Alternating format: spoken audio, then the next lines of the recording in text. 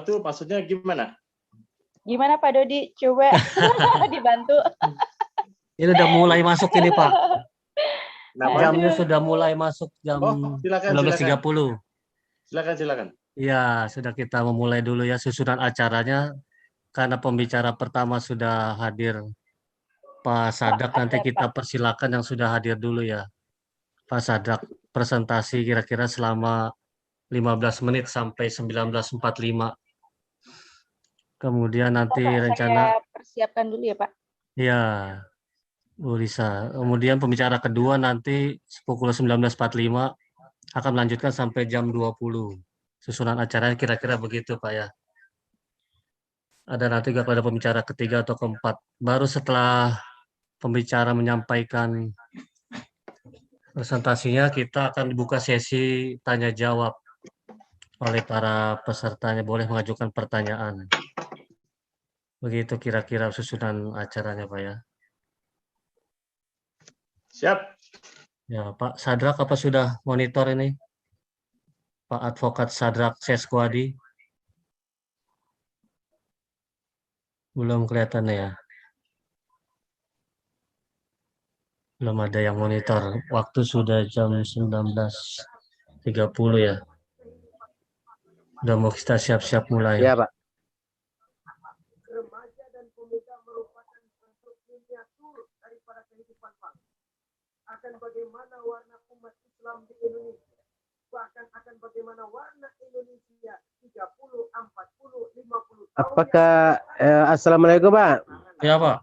Pak Dodi? Ya Pak. Pak Dodi? Ya Pak Wasri.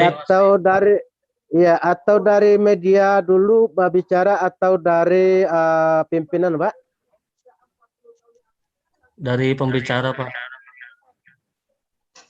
Iya Pak. Dari pembicara Bang. Oh dari pembicara. Oke Pak. Ya. Kita tunggu informasinya Pak. Iya, Masalahnya kita pembicara. ada keluarga nih Pak. Iya Pak. Oke Pak. Siap Pak. Iya, pembicara kita rencananya ada 4 orang tapi belum ada yang hadir sini. Oke Pak.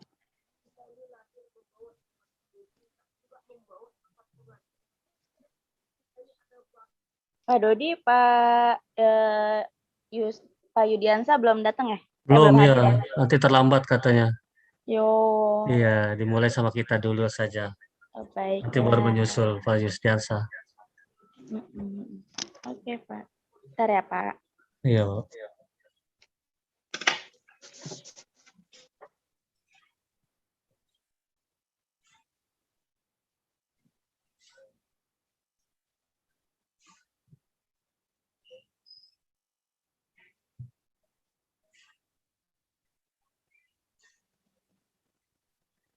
Anak minuman keras ini sebenarnya berkait. Kita tidak bisa cuma menyalahkan remaja saja, menyalahkan pemuda, karena bagaimanapun masalahnya kompleks. Menghancurkan sesuatu tanpa melihat kausalnya, tanpa melihat sebab akibatnya kan sama juga bohong.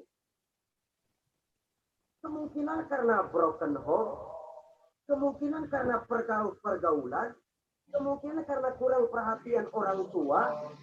Ya, Pak Sadrak, Pak Advokat Sadrak, apa sudah wanita bisa masuk lagi nih Pak? Alhamdulillah Pak ya. Karena pembicara pertama sudah hadir, nanti rencana kita mulai dulu yang sudah hadir ya. Pembicara kita Pak Sadrak Seskuadi, Sarjana Hukum. Selamat malam semuanya, salam kenal, saya dengan Pak Sadrak Seskuadi. Ya. Gimana Pak, suara saya terdengar cukup jelas? Ya, Alhamdulillah, bagus Pak Sadrak. Ya, Pak Hartono sudah... ini mohon maaf sebelumnya karena kebetulan di sini jaringan lagi agak sedikit problem, jadi mungkin kita bisa mulai sekarang kali ya Pak ya, karena nanti siapa tahu takut nanti putus lagi. Baik, kita persilakan dulu pembicara pertama Pak Sadrak Seskuadi ya, karena terputus-putus sinyalnya. Kita mulai presentasinya kira-kira 15 menit Pak ya. Kemudian nanti rencana kedua ada perluan juga Pak Abrab sudah ini juga ya. Pak Arbab Paproika sudah hadir juga Pak ya. Pak Arbab Paproika SH. Paproika ya. Ya Bu Analisa. Silakan Bu Analisa. Baik. Assalamualaikum warahmatullahi wabarakatuh. Selamat malam semuanya. Baik, mungkin sudah ada beberapa pembicara yang sudah hadir dan mungkin ada sudah rekan-rekan media yang sudah hadir juga. Mungkin untuk bisa di-mute sebelum acaranya dimulai. Peraturannya mungkin seperti itu agar mungkin tidak ini ya. Mungkin Pak Basri Manto boleh di-mute Pak ininya.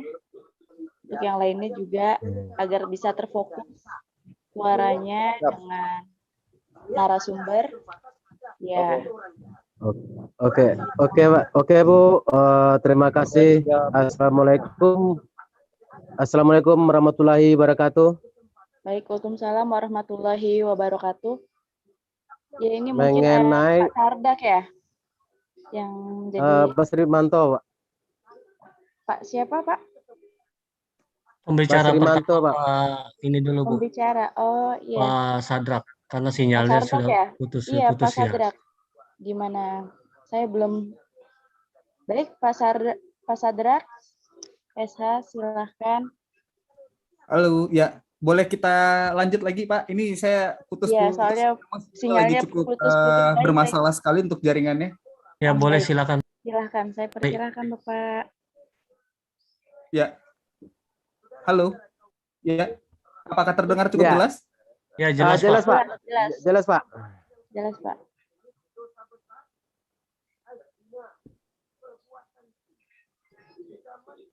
Baik, Pak Sardak. Saya persilahkan.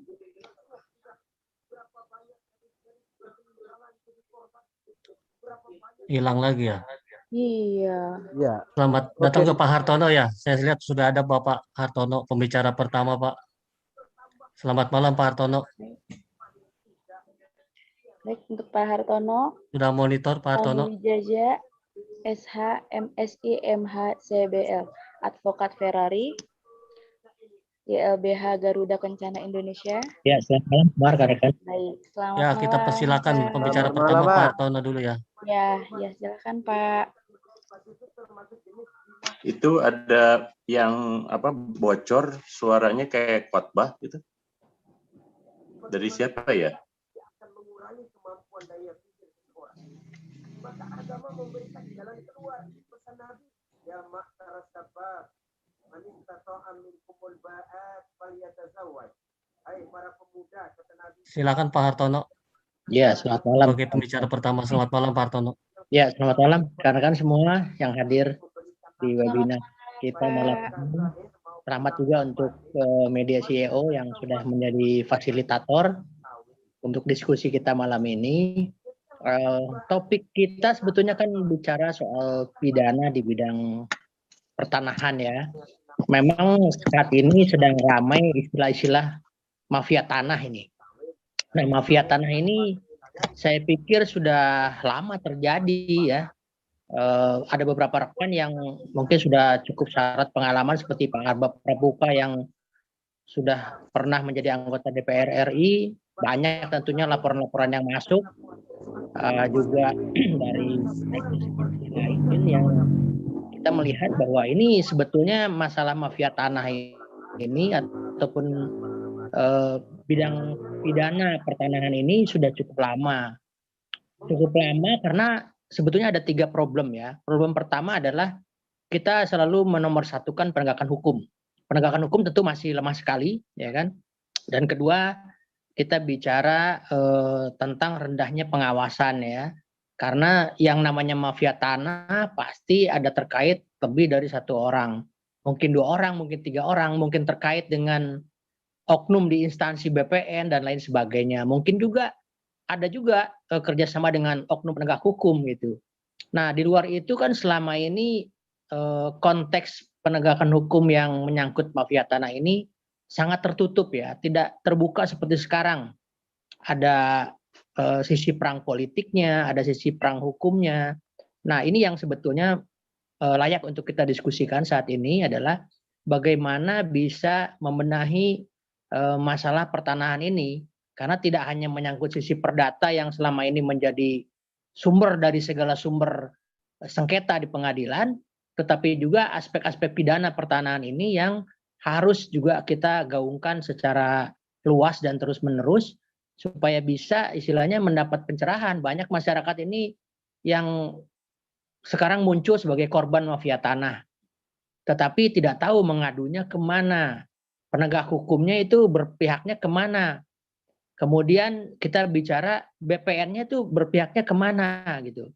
Nah ini yang menjadi PR kita bersama-sama untuk kita diskusikan sebetulnya apa sih yang mau kita jadikan prioritas dari diskusi kita malam ini. Apakah menyangkut bidang penegakan hukumnya atau menyangkut pemberitaan mengenai pidana pertanahan ini yang notabene jadi terkenal dengan istilah mafia tanah, atau juga kita membahas tentang kinerja daripada oknum-oknum ya di BPN maupun oknum-oknum di penegak hukum itu sendiri yang mengcover istilahnya gerak tipu daripada mafia-mafia tanah tersebut gitu. Mungkin itu yang jadi pembuka dari saya, Pak Dodi. Ya, terima kasih Pak Hartono atas pembukaannya pertama kali. Ya, terima kasih Pak. Mungkin ada yang mau bertanya, silahkan untuk peserta. Boleh untuk rekan-rekan media. Ya, sistemnya kita diskusi ya, tidak hanya satu arah, tapi kita diskusikan ya.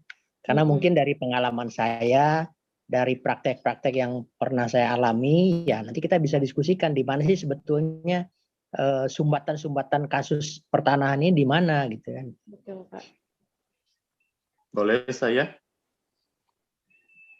Silakan Pak yang mau bertanya. Saya Wirawan, Bu Lisa. Iya, baik Pak Wirawan, silahkan. Selamat malam buat Bapak-Bapak Ibu. Saya sebetulnya belum pernah punya masalah, tetapi ada teman saya yang kemarin sharing ceritanya tentang dia beli rumah di Bandung, kemudian sepertinya itu ini bukan mafia sih ya mungkin ya, sepertinya itu si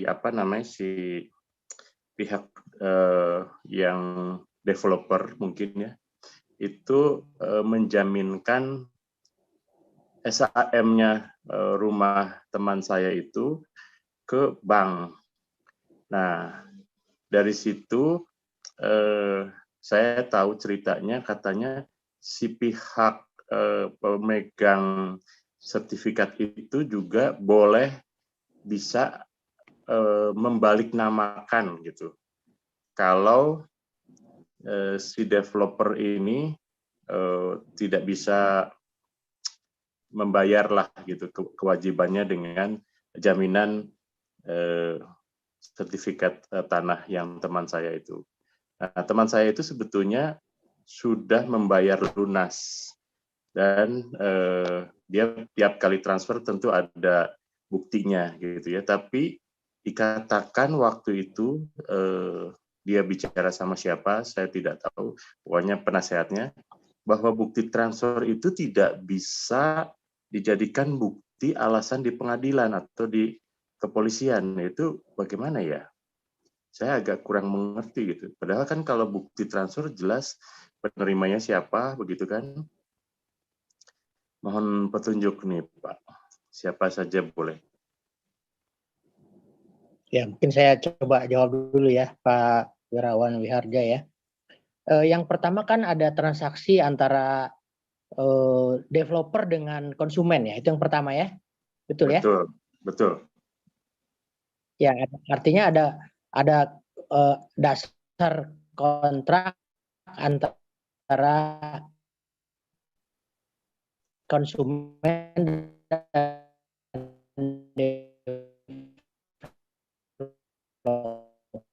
Putus-putus Pak. Suaranya putus-putus Pak Hartono. Itu kan biasanya pasti ada dasar perjanjiannya, kartu Suaranya putus-putus, apa benar, teman-teman? Pak? Iya, betul. Terputus-putus suaranya Pak Hartono, maaf. Jadi kurang jelas. Boleh diulang lagi Pak Hartono? Yang bagus itu bentar. Iya, cari yang bagus Pak. Saya cari posisinya bagus ya. Iya.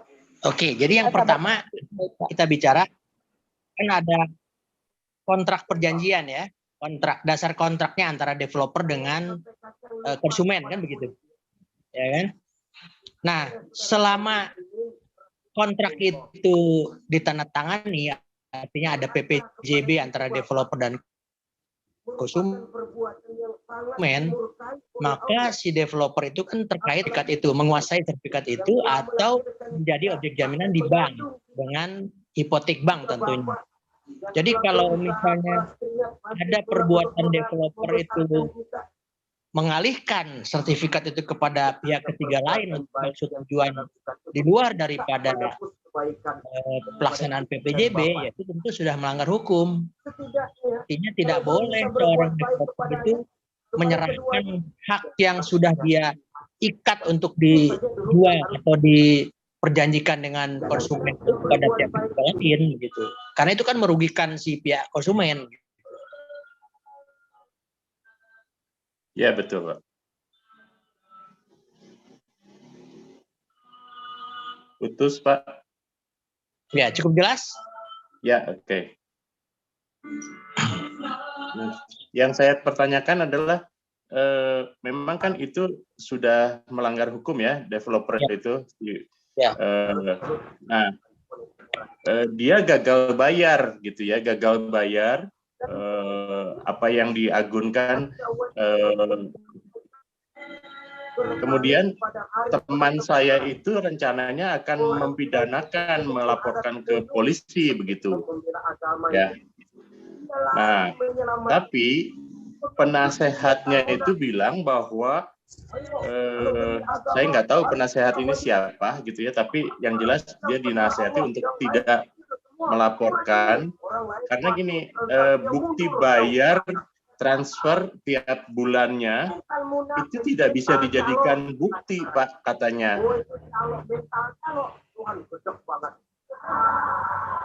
Itu yang membuat saya tidak mengerti begitu. Ya, sebetulnya kalau sudah terkait PPJB antara developer dengan konsumen, maka transaksi yang mengikutinya yaitu pembayaran transfer angsuran itu juga menjadi bagian daripada pembuktian dan realisasi daripada PPJB tersebut sebetulnya. Jadi kalau ternyata konsumen sudah bayar ke developer dan pihak developer tidak melaksanakan konten prestasi atau pelaksanaan pembayaran angsuran tersebut, memang itu bisa dikirim ke arah perbuatan penipuan penggelapan ya. Karena kan itu ada hak konsumen yang diterima dinikmati oleh pihak developer melalui rekening yang ditunjuk misalnya.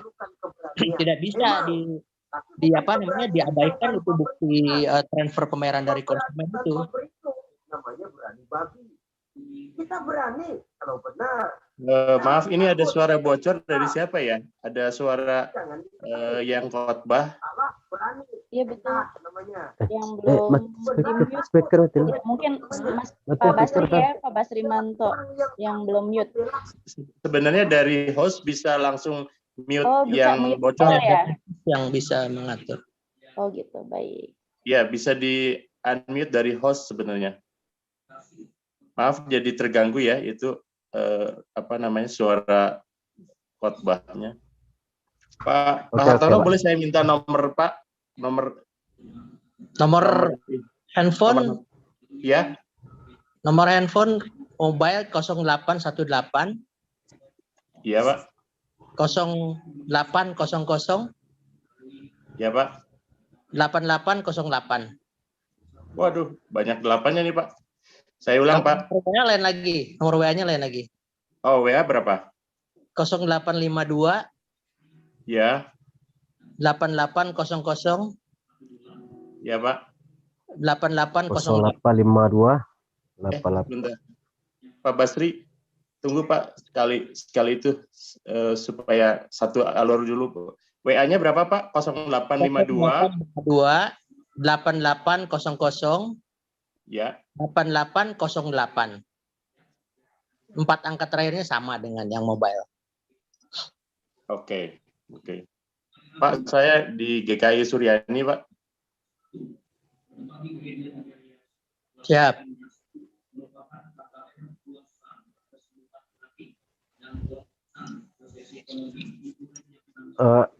Apakah cukup Pak Wirawan untuk pertanyaannya? Tadi yang terakhir bagaimana ya? Itu kan Pak Hartono kan sudah dibayarkan ya cicilannya itu Pak. Ya. Nah itu kan ada buktinya transfer tiap kali itu ya, dan sampai dengan lunas gitu. Artinya sebenarnya sudah kuat kan? Sudah kuat. Sudah dapat itu. keterangan lunas belum? Kenapa? Surat keterangan lunas sudah dapat belum? Belum.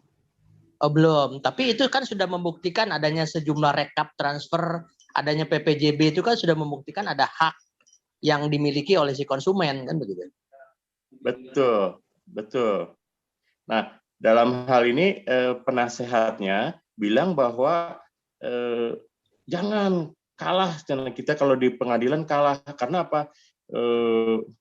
Itu apa? Bukan sebagai alat bukti katanya. Saya jadi bingung dengan pernyataan itu. Akhirnya memang dia hanya berdoa selama 7 tahun dan memang terbuka kasusnya bahwa dia gagal bayar si developer ini dan minta maaf dan memang terakhirnya sih keluar gitu ya si suratnya ini gitu. Hanya saya pikir loh kok si penasihat ini bilang bukti transfer tidak menjadi pegangan kuat untuk di pengadilan begitu. Bahkan teman saya bilang itu si penasehat bilang 1000% gagal pasti. Lah saya pikir saya dari kalau misalnya saya sebagai konsumennya kok pegangan apa gitu ya yang bisa dilakukan lagi selain bukti transfer gitu. Nah, ini saya kan memang mau beli rumah juga Pak ya. Nah, jadi sebenarnya gini, ada orang yang berhubungan dengan developer ya. Nah kalau misalnya kalau yang Bapak bilang kan ada PPJB gitu kan. Nah kalau yang ini rasanya ini belum ada PPJB-nya. Jadi ini atas dasar kekeluargaan saling percaya begitu, ya. Nah kemudian setelah sejumlah waktu gitu ya, dia sudah lunasi dan ternyata rumah itu ingin dijual ke saya gitu. Nilainya sih nggak besar Pak, 350 juta. Nah saya bilang bahwa yang disebut ganti nama sekitar 20 sampai 25 juta itu, Bu, sebetulnya komponennya begini. Di situ ada PPH, BPH-TB, kemudian juga ada cek validasi SHM, AJB gitu ya, kemudian yang lain-lainnya gitu ya. Itu kira-kira saya lihat sih angkanya mendekati 20 juta gitu saya bilang gitu ya. Nah, terus saya bilang, Ibu merasa memiliki rumah ini tuh bagaimana gitu? Apa ada perjanjian apa antara developer dengan Ibu gitu? Supaya saya yakin bahwa memang Ibu yang memiliki gitu ya. Tapi dia nggak mau jawab begitu ya. Dia memberikan si fotokopi sertifikat SHM dari si developer. Jadi sudah atas nama pemiliknya gitu ya. Pemilik developer itu, dan kalau saya lihat udah ukurannya ada tertera 77 meter persegi. Berarti kan sudah di split gitu ya. Nah, yang saya heran adalah dia hanya kalau dia ini lucunya hanya bukti transfer aja Pak. ya. Jadi memang ada kwitansi gitu ya, yang ditunjukkan ke saya bahwa dia dia sendiri tanda tangan, dan kemudian pihak keuangan developer ini bilang bahwa di situ memang pelunasan gitu rumah yang tadi disebut gitu. Nah, saya tanya lagi, Bu, ada apa gitu, surat apa yang menyatakan bahwa Ibu sudah lunas, Ibu sudah memiliki gitu. Kalau Ibu dikasih kunci mah rasanya kalau saya pinjam kunci Ibu terus saya mengaku pemilik rumah itu juga bisa, Bu, ya gitu. Saya lihat sih gitu. Nah, terus dia bilang, Bapak tanyakan aja ke developer. Nah, saya memang tanya ke developer itu, si customer service atau marketing begitu, dia bilang, saya tidak bisa memberikan nomor HP staf keuangan atau ownernya, saya bisa dipecat gitu. Nah, saya bilang gimana saya bisa menarik satu keyakinan bahwa ini. Jadi itu Pak kira-kira yang saya hadapi sekarang. Ya, sebetulnya kan kalau ada transaksi antara konsumen dengan objek di perumahan dan terkait dengan developer, tentu kan tidak hanya PPJB ya, tetapi juga ada dokumen kan pemesanan unit misalnya. Itu kan sangat mendasar sekali dokumen pemesanan unit itu. Kalaupun memang tidak ada hitam atas putih terkait dengan transaksi jual beli antara developer dengan si konsumen, kemudian konsumen hendak mengalihkan lagi kepemilikannya kepada pihak ketiga, ini kan akan menimbulkan pertanyaan, ya kan, sampai sejauh mana hak yang dimiliki oleh konsumen itu memang sudah diserahkan oleh si pihak developer. Nah, salah satu hal yang bisa dilakukan oleh Pak Wirawan mungkin adalah menyurati pihak developer untuk mengkonfirmasi mengenai status keberadaan daripada objek rumah tersebut, ya kan? Apakah masih milik developer atau sudah menjadi milik konsumen berdasarkan perjanjian apa? Kan kita harus tanya, gitu. Jangan sampai kita membeli rumah yang ternyata ada potensi sengketa atau misalnya nama si konsumen ini dipinjam nama untuk penyelundupan gitu ya, ada penyelundupan supaya tidak misalnya satu ketika si developer ini akan di PKPU atau ditagih utang supaya ada aset yang tersisa, ini dibuat penyelundupan seperti itu mungkin saja terjadi. Jadi kita harus betul-betul memeriksa kronologis daripada asal mula kepemilikan tersebut, ya kan. Kalau memang kopi sertifikat sudah Pak Wirawan punya, tidak ada salahnya meminta SKPT misalnya ke BPN dengan bantuan notaris, ya kan. SKPT itu juga akan memberikan data cermin daripada keberadaan buku tanah atas sertifikat tersebut. Bagaimana mungkin ada sertifikat atas nama konsumen tapi asal usulnya tidak jelas, itu kan tidak mungkin juga. Bisa SKPT itu apa Pak? Sorry. SKPT, surat keterangan pendaftaran hak. Oke. Ya, nanti kita coba. Saya mohon maaf tadi baru belum lama. Saya Yusdianta ini coba juga untuk menjadi moderator diskusi kita malam ini bersama Ibu kita yang oke banget ya, Ibu Analisa. Ya Pak Yusdianta, silakan ya Bapak moderator kita pada malam hari ini. Kesehatan, ya kelancaran juga dalam berbagai rencana dan urusan kita. Ya, spesial untuk malam hari ini. Terima kasih untuk rekan-rekan yang sudah bergabung. Ya, dan lebih seru lagi malam ini kita juga ada pembicara juga yang sudah siap sepertinya ya, Pak Dodi ya, yang akan sedikit memberikan materi terkait dengan diskusi kita malam ini terkait dengan pertanahan, ya terkait dengan aspek pidananya. Nah, kemudian juga karena di sini juga banyak sekali rekan-rekan media, kita juga coba akan bahas sedikit mengenai pemberitaan ya, dari sisi pemberitaannya seperti apa sih untuk memberitakan permasalahan tanah ini. Ya, untuk berikutnya kita sudah tersambung dengan narasumber kita, abang kita Pak Arbab Paproika ya. Pak Abrab Paproika SH. Oh, well, ya. sudah bersama kita ya Bang, Pak Dodi ya? Ya sudah Pak, silakan. Ya. Silakan Pak, dan kita langsung bersama dengan beliau aja mungkin malam hari ini karena beliau ada keperluan lain juga, jadi coba kita mendengarkan sedikit paparan dari beliau dan setelah itu diskusi akan kita lanjutkan. Silakan pada abangga kita, Abang.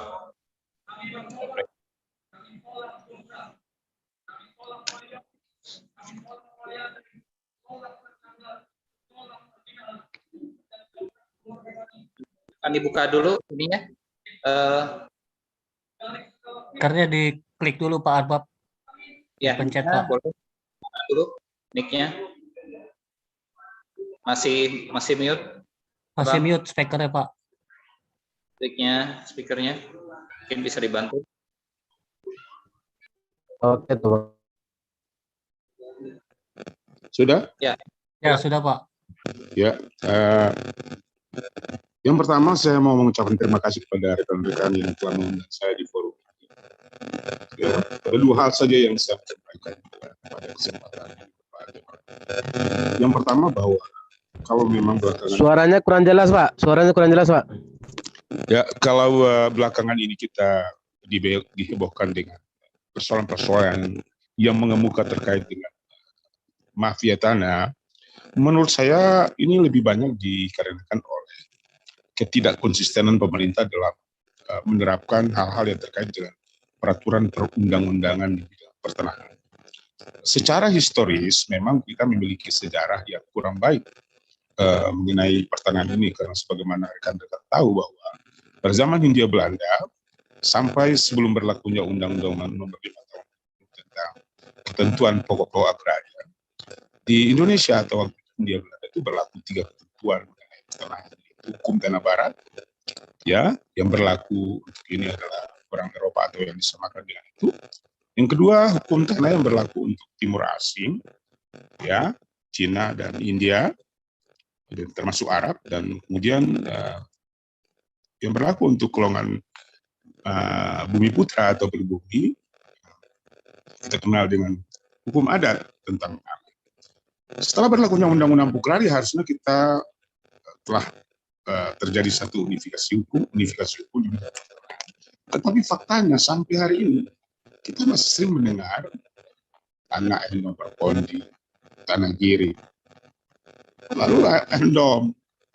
Padahal kalau kita konsisten dengan Undang-Undang 45 tahun 60, harusnya hal seperti itu sudah bisa ditiadakan. Kenapa demikian? Karena itulah menjadi pintu masuk permainan para mafia itu. Mereka mencari endom perpondi yang sudah tidak terpakai lagi. Lalu itu dihidupkan atas dasar kong kali kong dengan pejabat agraria, pejabat kelurahan. Lalu memang mafia itu sungguh amat sangat lincah ya, karena mereka menguasai sumber daya ekonomi. Kadang-kadang mereka juga berada pada status sosial yang baik. Ya, inilah yang mengakibatkan di mana-mana kita melihat bahwa pada saat berbicara mengenai mafia, rakyat kecil biasanya berada pada posisi yang kurang nyaman, kurang beruntun. Kenapa? Karena mereka menguasai berbagai sumber daya yang ada. Ditambah lagi dengan secara personal mereka biasanya sangat dekat dengan aparat penegak hukum di berbagai lini, polisi, jaksa maupun itu yang pertama. Yang kedua, saya berharap dengan diskusi ini mudah-mudahan rekan-rekan media akan menindaklanjutinya dengan hal-hal yang mudah-mudahan bisa memberi manfaat dan efek jerah bagi orang-orang yang selama ini punya kecenderungan untuk melakukan mafia di bidang pertanahan. Belakangan ini kami menangani kasus di daerah Jakarta sini yang cukup luas.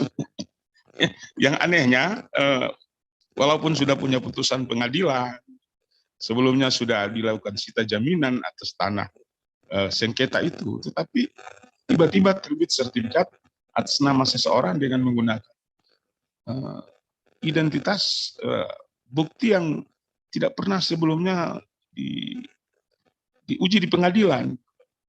Nah, mudah-mudahan ini informasi awal yang bisa teman-teman ketahui. Mudah-mudahan kita akan ketemu nanti setelah acara ini, mungkin besok atau lusa, untuk hal-hal yang begini, karena mafia menurut saya itu hanya mungkin dihadapi kalau memang media punya cukup perhatian menyangkut masalah itu. Tanpa itu saya kira mereka akan leluasa. Kenapa? Karena mafia biasanya bergerak di lorong-lorong di wilayah-wilayah yang tidak nampak.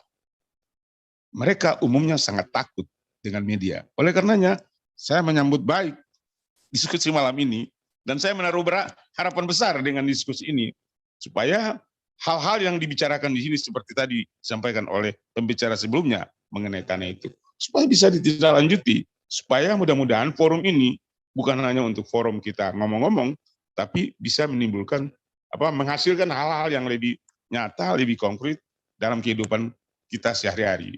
Barangkali demikian, rekan.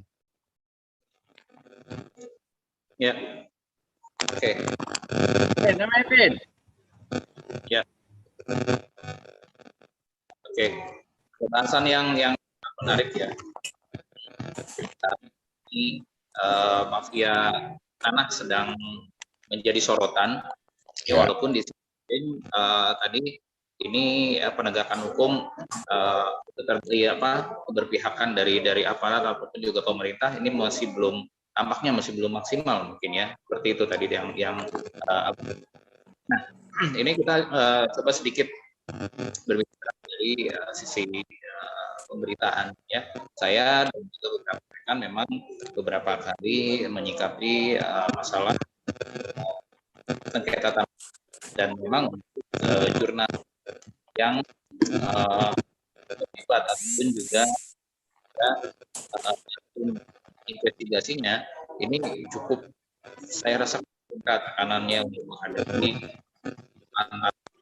ya, karena biasanya bila kita bicara mafia tanah, mereka memiliki sumber daya besar, memiliki sumber daya yang kuat.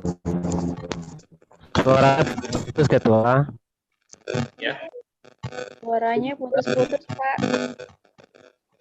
Ya. Halo. Ya. Saya berharap nanti setelah malam ini, mungkin besok atau lusa nanti bisa kita ketemu, kita kopi darat sambil ngopi. Nanti kita ngomong lebih lanjut menyangkut masalah yang saya diskusikan tadi. Tanah tidak jauh-jauh tanahnya tuh di sini, di sekitar sini, bro. Luasnya 34.000 meter. Siapa tahu kita bisa mendiskusikannya, bisa mengurainya secara sejalan-jalannya, kita bisa membantu lembaga peradilan untuk membuat terang satu persoalan. Makasih ya, saya ada keperluan lain malam ini. Saya mohon maaf, saya tidak bisa ikuti diskusi lebih lanjut. Terima kasih, selamat malam. Ya, selamat malam. Selamat malam, Pak.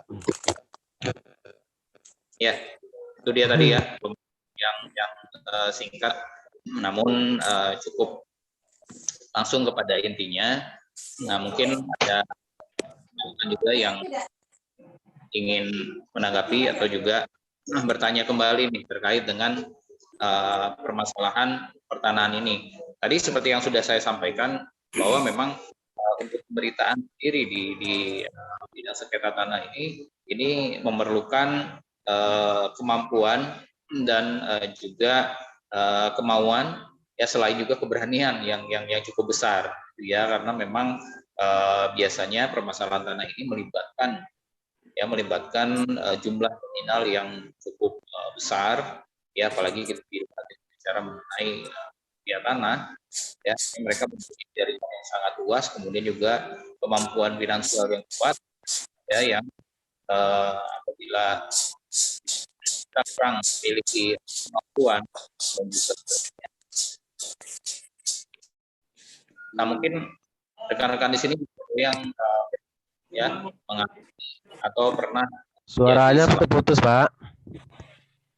Tim ya, jadi salah satu tim investigasi untuk pemberitaan permasalahan tanah ini. Boleh kita sharing sedikit ya, terkait dengan pemberitaan mengenai tanah ini, ya dilihat dari aspek pidananya.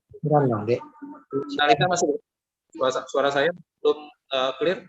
Ya, selamat malam, Abang. Ya, mungkin bisa sedikit menanggapi tadi terkait dengan dari narasumber yang pertama tadi ya, terkait apabila kita ingin memberikan atau menyampaikan pemberitaan terkait sengketa tanah ini.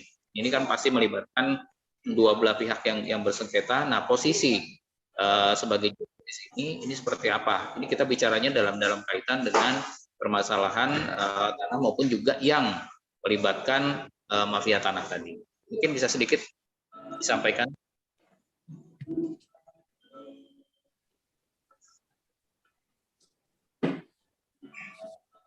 Ya.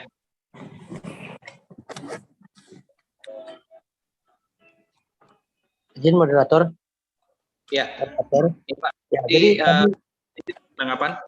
Ya, yang disampaikan oleh Pak Arbab tadi itu kan kita bicara dari sisi hulu ya, artinya dari peraturan perundang-undangan. Sedangkan kebutuhan kita kan sekarang kan di hilir. Kenyataan-kenyataan yang terjadi di masyarakat, praktek-praktek mafia tanah yang begitu subur ya kan, bisa menimpa siapa aja gitu. Tapi tadi bagus ide beliau bahwa kalau memang kita mau serius untuk memberitakan kasus-kasus mafia tanah ini, sebetulnya kita harus bikin satu pers yang khusus menyangkut pemberitaan tanah ini. Karena pemberitaan tanah ini tidak bisa hanya sekali pemberitaan berhenti, tapi itu harus memang bersinergi, artinya panjang itu. Dari oknumnya, dari BPN-nya, dari kelurahannya, dari kecamatannya, dari si perusahaan pengembang yang melakukan praktek mafia tanah itu harus diinvestigasi secara simultan begitu. Nggak bisa sepotong-sepotong, hanya kasus yang munculnya saja, itu kan hanya ujungnya saja, apakah ada muatan pidana atau pelanggaran hukum yang menyangkut bidang pertanahan. Tapi kalau memang kita mau serius, ya media harus siap untuk menyiapkan tim pers yang memang mempunyai latar belakang pengetahuan yang cukup untuk bisa mengikuti ini. Karena mengikuti proses kasus mafia tanah ini tidak bisa hanya ketemu dengan satu orang lawyer bercerita tentang kasusnya bagaimana, tapi harus juga melakukan cross check investigasi kepada si lembaga pertanahan ya. Apakah itu di BPN-nya sendiri, apakah menyangkut perizinan dari pertanahan tersebut di DPM PTSP atau menyangkut kecamatan atau kelurahan, itu bisa saja terjadi.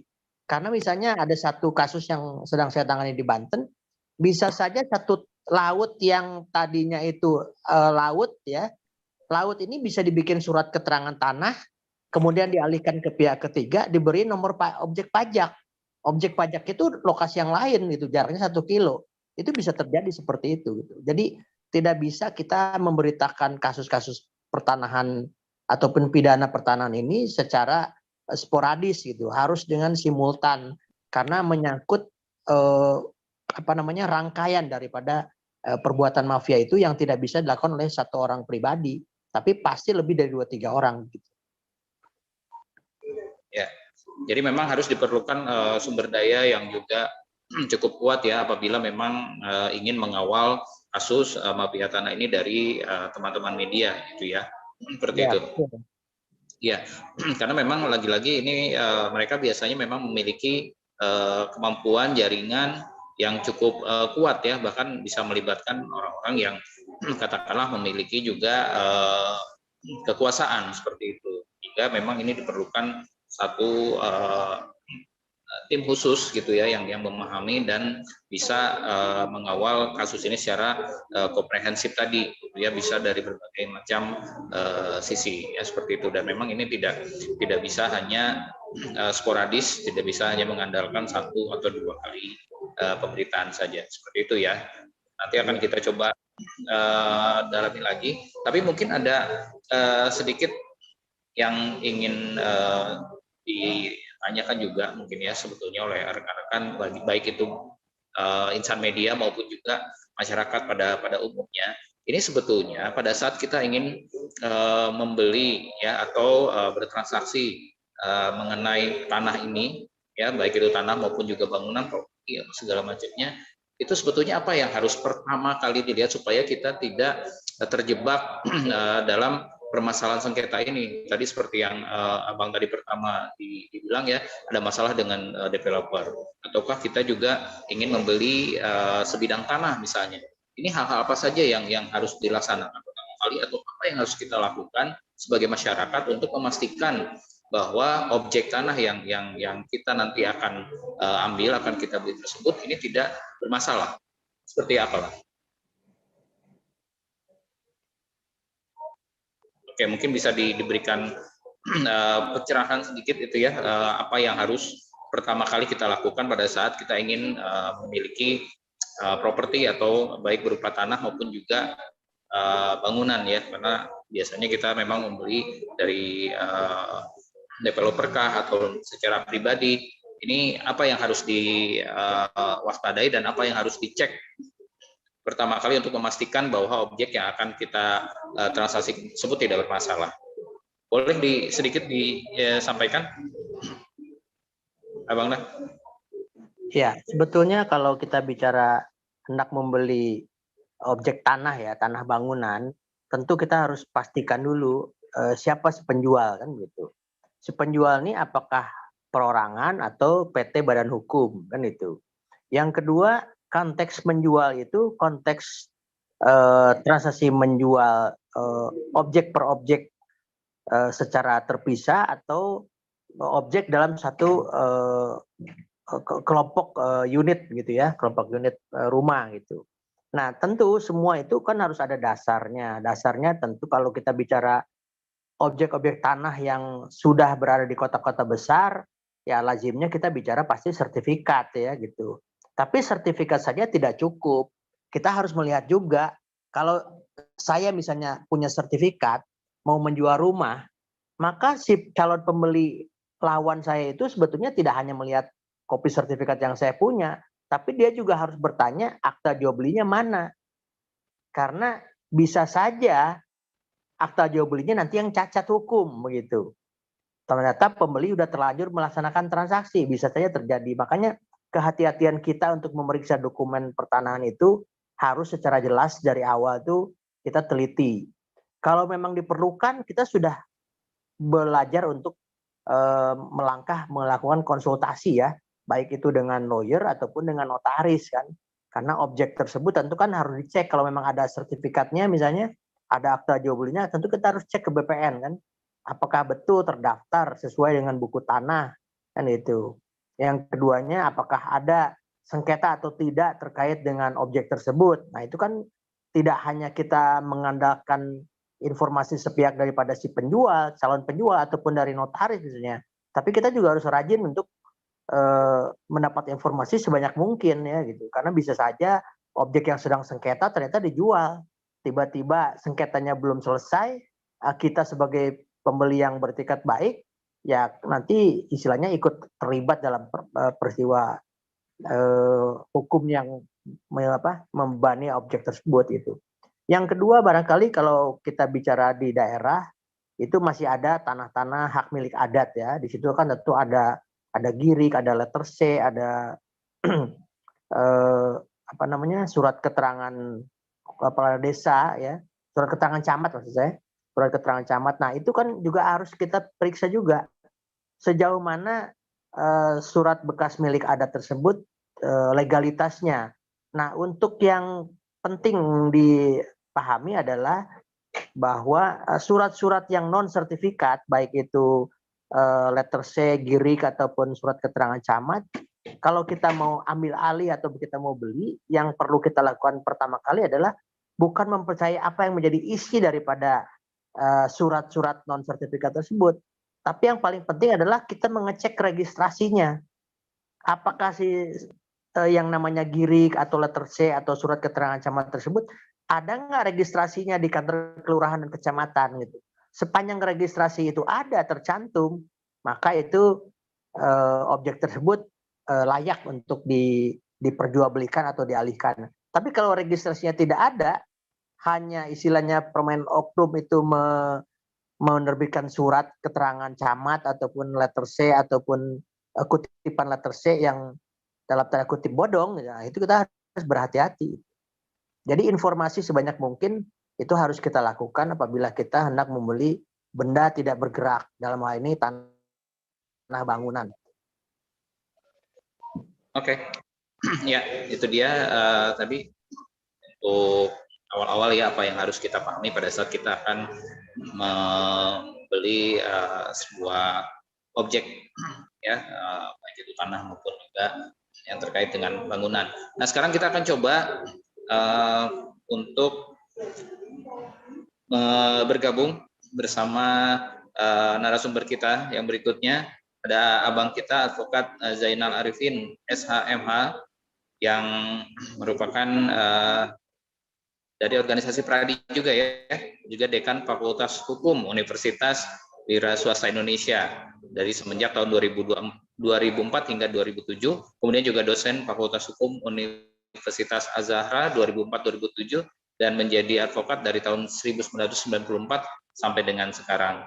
Ya, selamat malam Abang. Ya, selamat malam. Zainal Arifin. Selamat malam. Ya. Halo. Selamat Silakan. malam. Ya. Ya. Selamat malam. Silakan. Iya, Pak. Ya. Ya, bisa Jadi terima kasih. Ya. Bismillahirrahmanirrahim. Assalamualaikum warahmatullahi wabarakatuh.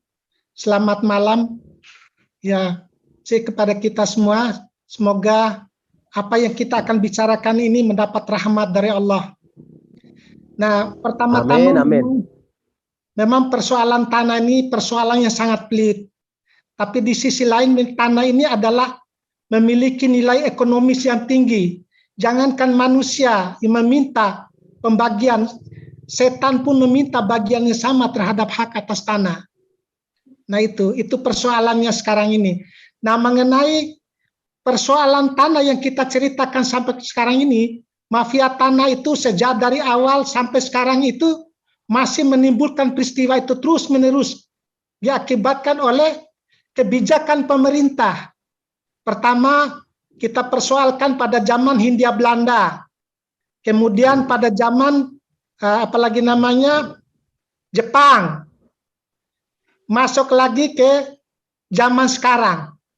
Jadi ada 3 peristiwa yang selalu terikat di dalam persoalan itu yang menjadi perhatian kita selama ini.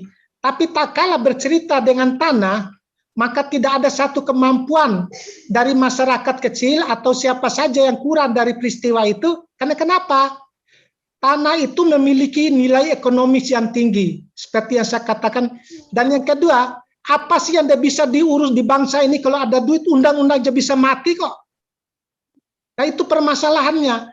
Jadi kekuatan pihak-pihak itu untuk melawan itu memang sangat kecil untuk kepentingan rakyat. Padahal di dalam undang-undang besar kita, Undang-Undang Dasar 45 itu sudah jelas, bumi, air, dan kekayaan alam terkandung di dalamnya memang dikuasai oleh negara, tapi diberikan kemakmuran sebesar-besarnya untuk kepentingan rakyat. Nah, Indonesia itu awalnya kan negara agraris, negara agraria, pertanian dan segala macam. Nah, waktu zaman Pak Harto kita lihat bendungan di mana-mana dipelihara. Nah, sekarang bendungan itu roboh. Kemudian tanah itu dialihkan oleh pengambil keputusan itu untuk kepentingan perumahan dan segala macam. Jadi asasnya itu dirubah oleh mereka sehingga melahirkan peristiwa-peristiwa itu menjadi sengketa kapital antara masyarakat dengan semua pihak. Contohnya saja rakyat sekarang itu putusan yang sudah memperoleh kekuatan hukum yang karena tanah rakyat itu juga tidak bisa dijalankan secara hukum, dimainkan oleh pemerintah dalam hal ini BPN, pengadilan, pokoknya semua kepentingan terhadap tanah itu semua orang-orang hukum pun juga itu terlibat di dalamnya. Justru yang lebih besar terlibat itu orang-orang hukum. Mereka tahu hukum tapi memanfaatkan, memanipulasi peristiwa itu untuk kepentingan mereka, merugikan orang lain. Kan itu menjadi masalah kita selama ini. Saya tidak menangani kasus yang lain khusus untuk tanah. Jadi saya tahu persis itu dari A sampai Z soal tanah itu memang begitu peristiwanya, perilakunya. Jadi apa yang dilakukan oleh kita itu. Nah, contohnya saja masyarakat mau berperkara, seharusnya jangan dulu datang ke pengadilan menyerahkan perkara itu, datang dulu ke lawyer misalnya, karena lawyer akan memberitahu tanah ini baik sekarang mau di kemudian hari akan terjadi begini-begini kalau kamu lakukan, karena kita lihat dulu tanah ini riwayatnya bagaimana, bagaimana warisnya, bagaimana hubungan hukum antara apalagi namanya seseorang dengan pihak lain baik penjual maupun apalagi penerima hak itu. Kita harus datang dulu ke lawyer itu sama tapi permasalahan masyarakat itu sangat takut dengan lawyer kan pembayarannya tinggi.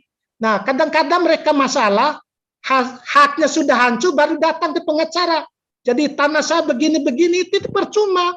Seharusnya dari awal sebelum masyarakat melakukan tindakan hukum datang dulu, karena kita akan menceritakan, kita akan memberikan rekomendasi bahwa tanah yang Anda perjuangkan baik sekarang mau di kemudian hari akan terjadi begini-begini, baik sekarang mau di kemudian hari. Tapi pengacara kita juga tidak mau menjamin sekarang maupun di kemudian hari.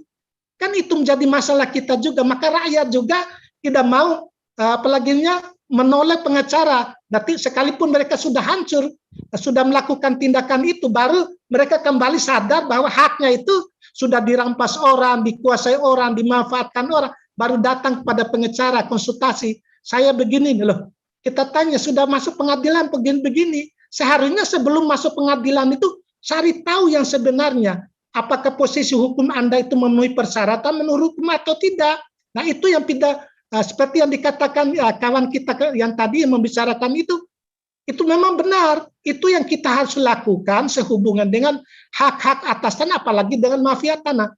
Jadi positifnya hak atas tanah itu ada pada batas tanah. Kalau batas tanah tidak jelas, jangan pikir bahwa tanah itu milik Anda.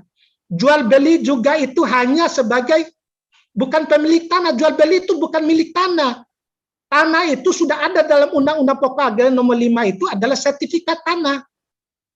Sertifikat tanah itu alat bukti yang sempurna sehubungan dengan alas hak. Jadi memang sertifikat alat bukti yang sempurna, tapi kesempurnaan alat bukti itu diakibatkan oleh jual beli, sewa menyewa dan segala macam. Sudah terpenuhi itu dulu, karena sertifikat itu adalah hak milik turun temurun terkuat dan terpenuhi yang dipunyai oleh seseorang yang dapat dipergunakan mau cungkir balik terserah. Yang penting sertifikat milik dan benar-benar pemilik sesuai dengan Undang-Undang Pokok Agraria. Pemilik tanah adalah sertifikat tanah. Selain daripada sertifikatnya bukan pemilik tanah, bayangan tanah. Itu yang dipersengketakan itu. Itu bayang masih jual beli masih bayangan tanah, ketitir, giring dan segala macam. Itu masih bayangan tanah. Hanya sebagai indikasi yang namanya pemilik tanah itu pemilik sertifikat tanah, hak guna usaha, hak guna bangunan, hapai dan segala macam.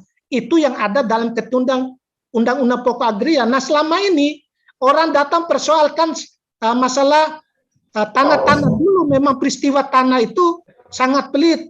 Dulu waktu ada SK tanah, ada SK kina, SK kina, itu yang berlaku. Padahal itu SK itu bukan pemilikan tanah, hanya indikasi kepemilikan tanah harus diperjuangkan lebih tinggi dulu. Setelah mendapat sertifikat hak atas tanah, baru kita cerita jual beli, sewa menyewa dan segala macam. Sekarang itu sertifikat belum ada, orang sudah berjual beli ini. Tanah saya ini dulu ini kekitir, girik dan segala macam, kan gila. Karena mereka, jadi banyak orang masuk penjara dengan haknya sendiri karena ketidaktahuannya. Makanya cari orang tahu, datang ke pengacara dulu. Saya maunya begini, bagaimana sudah mendapat kepastian, pengacara memberikan rekomendasi atas kebenaran itu karena dia menjamin posisi hukumnya, baru kita jalankan. Sekarang sudah jalankan dulu tanpa pemberitahuan kepada siapapun. Itu yang menjadi masalah sekarang. Sengketa terus menerus antara pemilik tanah dengan siapa kita tidak tahu. Bahkan sampai setan pun juga ikut di dalamnya. Itu persoalan tanah. Yang pertama, tanah itu memang nilai ekonomis, memiliki nilai sosial. Tapi nilai ekonominya itu, jangankan manusia yang memilih hak tanah, setan pun meminta bagiannya sama terhadap tanah itu. Coba bayangkan implikasinya terhadap hak atas tanah. Yang kedua, ada keterlibatan, jangankan orang yang tidak, calon tanah RCTI itu calon tanah misalnya, dan segala macam, itu memiliki fungsi. Jadi fungsi yang dimaksud dalam tanah itu, hak atas tanah itu pertama sertifikat tanah dulu, kemudian batas tanah. positifnya hak atas tanah itu ada pada batas tanah. Pengadil pun juga tidak berani mengeksekusi hak atas tanah kalau batas tanahnya tidak jelas. Kan itu. Nah sekarang permintaan hak atas tanah, ada batas tanah, ya, batas tanah, tapal batas. Kalau batas tanah itu sudah jelas, karena berkaitan dengan posisi tanah. Kalau posisi tanah terhadap batas tanah, misalnya salah satu pihak tidak mau memberikan rekomendasi, misalnya bahwa tanah yang bersampingan dengan kita, karena dia itu haknya juga dia. Nah itu yang perlu kita telusuri.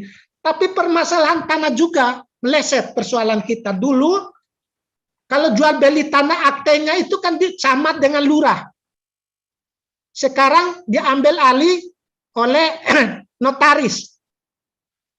Jadi notaris juga kan tidak tahu menaut tentang persoalan apa yang dibawa oleh penjual atau pembeli itu. Yang penting dia menghadap, selesai urusannya.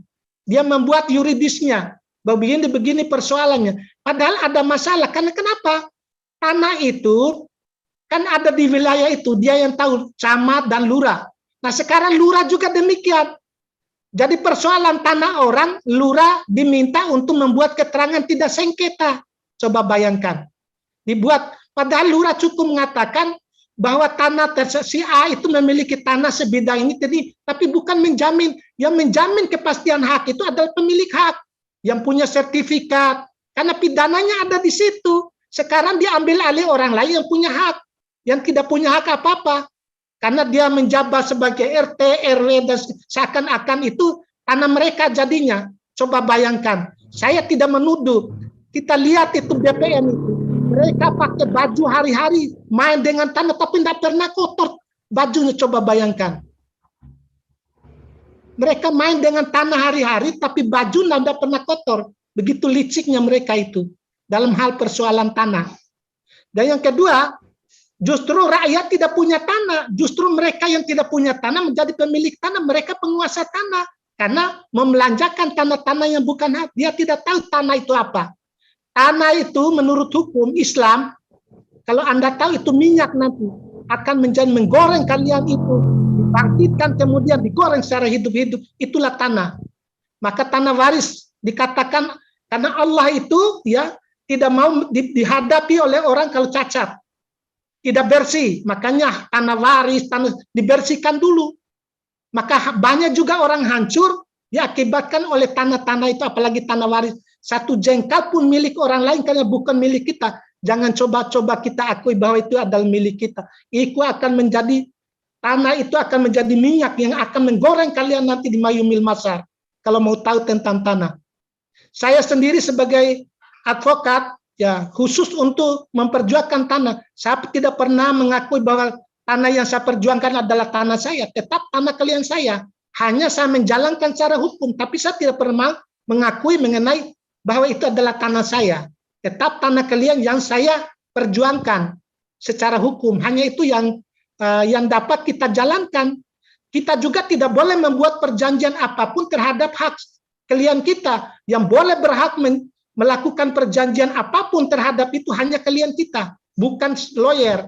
Kita hanya membuat perjanjiannya aja dibutuhkan oleh mereka, baik sekarang mau kemudian kita akan kasih tahu kalau kamu melakukan perjanjian ini, posisi hukumnya begini, akan terjadi begini. Itu tugas kita sebagai lawyer, tapi bukan kita mencampuri karena surat kuasa kita begitu luas diberikan, maka hak itu adalah hak kita juga, tidak. Kalau kita tak kalah kita melakukan perlibatan di dalam perjanjian itu, maka kita tidak boleh, tidak bisa untuk melakukan apalagi namanya pembelaan terhadap hak itu, karena kita melibatkan diri, mengikatkan diri terhadap hak orang lain yang bukan hak kita. Ini kebanyakan juga yang dilakukan oleh lawyer, ya, yang lain-lain itu, termasuk penegak hukum, karena di situ duit masalahnya. Cerita tanah itu pasti cerita duit, pasti cerita masalah, apalagi mafia tanah. Mereka tidak punya tanah, tiba-tiba punya tanah, karena mereka itu punya hubungan keluar maupun hubungan ke dalam, karena didorong oleh orang-orang, karena jabatannya, karena keuangannya, segala macam, sehingga timbullah hak-hak atas tanah itu yang merugikan masyarakat. Coba tanah sekarang, dari dulu sampai sekarang, rakyat itu dapat apa sekarang? Hanya ampasnya aja, ampas omongan. Tanah itu sudah dikuasai oleh TNI, dikuasai oleh perusahaan segala macam, tapi mereka tidak berani untuk melakukan, padahal mereka juga tidak punya hak di dalamnya. Nah, sesuai dengan anjuran Presiden sekarang sangat bagus sekali sertifikat itu kepada pemilik-pemiliknya supaya memudahkan juga ekonomi dan segala macam. Sekarang kalau terganggu haknya di situ, jadi banyak kasus yang tangani ya di TNI oleh saya juga di Surabaya, di mana-mana. Ternyata kasusnya itu ada pendahulunya yang merusak sistem itu. Mereka juga beli dari mana, perampasan dari mana. Memang ada ketentuan dulu diberikan, itu mereka dijadikan alas hak oleh mereka, padahal tanah itu harus positif sifatnya sesuai dengan perintah undang-undang. Kalau memang itu tanahnya TNI, nah kenapa tanah-tanah itu buat sertifikatnya? Mereka juga takut kedudukan hukumnya sama seperti rakyat. Gitu. Maka mereka juga harus sadar terhadap hak-hak yang mereka kuasai, baik dikuasai untuk kepentingan negara maupun di kepentingan masyarakat atau warga atau pemerintah. Bahkan juga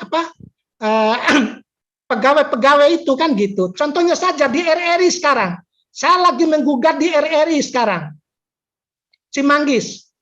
Saya melawan beberapa pihak yang ada di dalamnya. Masa Cimanggis ya, itu kan tanah hak diberikan oleh pemerintah zaman dulu itu sebagai hak, apalagi nama hak pakai. Tumbuh lagi hak pakai sekarang itu, sehingga saya mengajukan gugatan di pengadilan negeri pusat. Sekarang itu lagi berjalan, menyangkut masalah hak itu. Sertifikatnya itu tidak proses, langsung aja tiba-tiba menjadi hak milik Departemen Agama, tanpa proses. Jadi tanah itu dulu tanah hak pakai. Tanah hak pakai direkomendasikan seharusnya hak pakai itu yang digunakan oleh pemerintah atau pegawai yang ada di situ, hasil akhirnya itu tanah negara.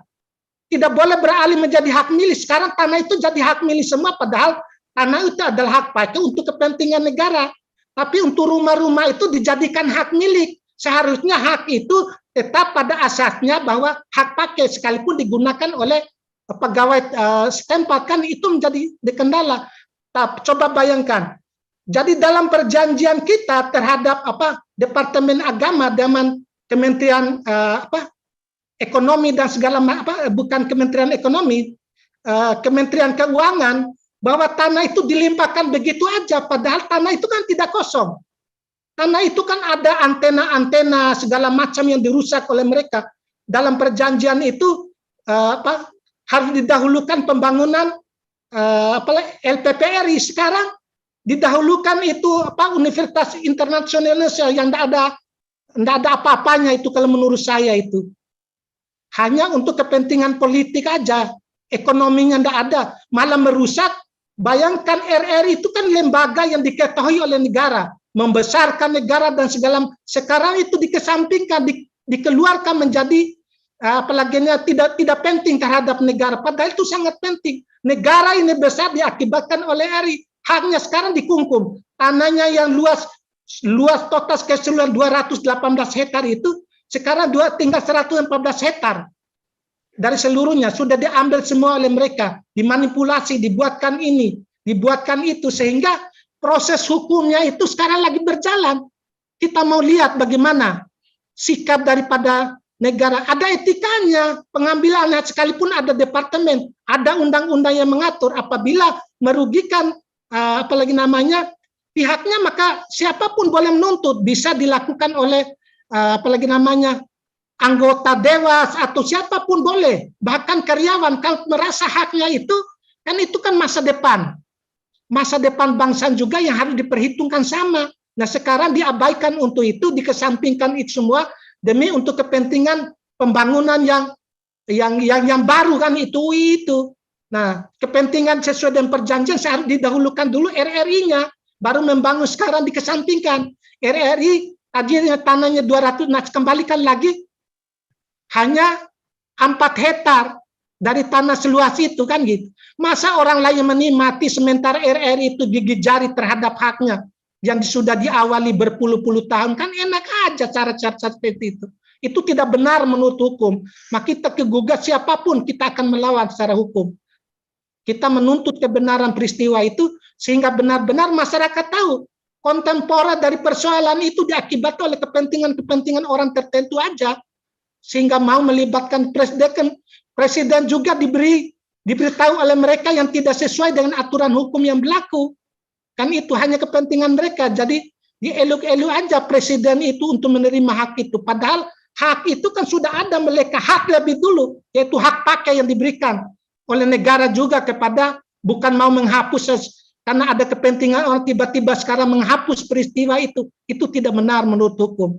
Jadi apapun masyarakat juga harus tahu, karena itu lembaga penyiaran publik itu punya publik, bukan lagi punya negara sekarang. Kepentingan hukumnya harus, apalagi namanya, harus benar-benar dipilah kebenarannya, bukan hanya main comot begitu aja.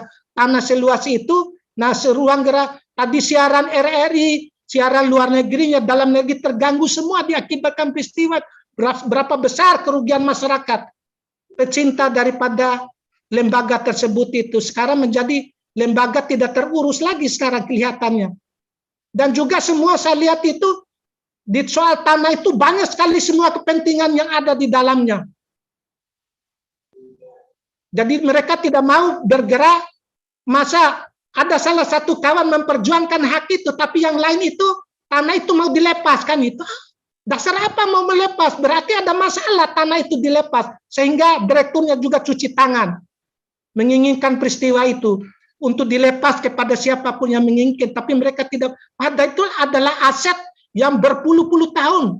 Yang diperjuangkan untuk dipelihara dan dibesar. Sekarang diperkecil oleh mereka. Coba bayangkan. Itu mengenai, itu juga termasuk mafia tanah. Mau negara, kayak mau siapa. Kalau cerita tanah, saya ingatkan lagi cerita tanah itu, Tuhan itu adalah pemilik tanah. Cuma Tuhan menggariskan itu, jangan merusak alam. Kalau merusak alam, merusak kalian. Sekarang longsor di mana-mana, ya. Karena pemberian hak pakai, hak guna. Coba bayangkan, hak milik sudah melekat di atas tanah rakyat. Tiba-tiba ada hak lagi adalah hak negara, SK negara. Padahal itu tidak bisa didaulati, hak milik itu hak turun-temurun terkuat dan yang dipunyai oleh seseorang. Nah, maka saya kalau melakukan gugatan, saya tidak menggugat sertifikat, melainkan saya menggugat alas haknya, warkah tanahnya, yang menyebabkan pengertian sertifikat alat bukti yang sempurna. Kesempurnaan sertifikat diakibatkan oleh jual beli yang benar, sewa menyewa dan peralihan yang benar, kan itu dari asalnya, itu peristiwanya. Jadi sekarang coba ada sengketa tanah dengan masyarakat sudah punya sertifikat di dalam, tapi diklaim mereka bahwa mereka itu SK negara. Ya, coba bayangkan. Padahal menurut hukum itu yang positif sifatnya adalah sertifikat sebagai pemilik hak. Sekalipun itu, nah sekarang sertifikat hak milik itu tunduk kepada SK negara, dari mana dasarnya? Kan tanah-tanah itu dirampas, dijadikan duit oleh mereka. Ya mudah-mudahan anak, istri, menantu yang menerima asas itu semua beres semua di tempat tidur itu, hanya dengan izin Allah. Kenapa Tuhan itu marah? Haknya sendiri disengketakan oleh orang lain. Tapi mereka juga jual tanah, tidak mau bayar fidyahnya, tidak mau bayar apalagi namanya pajaknya, tidak mau bayar. Padahal itu kan harus dibersihkan dulu. Tanah itu dari manusia diciptakan dari tanah, kemudian diberi hak untuk tanah, kembali lagi ke tanah. Tapi jangan lupa tanah itu dalam Al-Quran itu adalah minyak yang akan menggoreng manusia-manusia yang tidak adil terhadap atas tanah, baik tanah adat, tanah-tanah yang lain, bahkan tanah waris. Coba tanah waris satu jengkal pun pasti akan hancur. Orang-orang yang serakah terhadap hak waris itu, apalagi hak-hak lain, bagaimana tidak banyak bencana, karena manusia kotor sifatnya. Itu bukan saya berarti juga saya orang jujur, tidak. Tapi saya berusaha melatih diri saya menjadi orang yang bersih, minimal bersih hatinya, tapi bukan, jangan bersih kegiatannya, hanya mau mendapatkan duit. Hanya itu mungkin rekomendasi dari saya untuk sementara, dan memang saya panas kalau saya berbicara menyangkut masalah tanah. Jadi siapapun saya akan lakukan tindakan hukum sepanjang saya bisa membuktikan. Tapi jangan melibatkan orang-orang yang tidak tidak bermasalah menjadi masalah sehingga mendapat kepastian itu orang lain yang dirugikan, itulah mafia tanahnya. Mereka yang untung, orang lain yang dirugikan, baik langsung maupun tidak langsung. Nah, kebanyakan yang dirugikan adalah masyarakat. Coba bayangkan, masyarakat buang diri kemana-mana, cari hanya pekerjaan. Padahal tanahnya dulu agraris itu kan tanah pertanian, tanah bisa menghasilkan sesuatu untuk kepentingan masyarakat banyak. Sekarang tanah itu sudah dilepas kepada para pengembang, sekian ribu hektar. Coba pengembang sekian ribu hektar, hak rakyat tinggal hak rakyat sekarang itu tinggal ampasnya. Nah, kalaupun orang mau tidur, mau tanya di kolong jembatan, itulah nasib rakyat kita. Harus berontak rakyat itu untuk membela kepentingan siapapun lawan. Mati juga tidak ada masalah. Itu memang proses hukumnya demikian. Jadi biar Tuhan yang tahu gitu, bahwa apa yang dilihat Tuhan sendiri pemilik hak itu tidak perlu menuntut berlebihan terhadap tanahnya, melainkan jangan kamu merusak. Nah, sekarang bagaimana tidak datang bencana karena kita sendiri merusak peristiwa itu. Nah, mungkin itu rekomendasi dari saya untuk sementara. Terima kasih.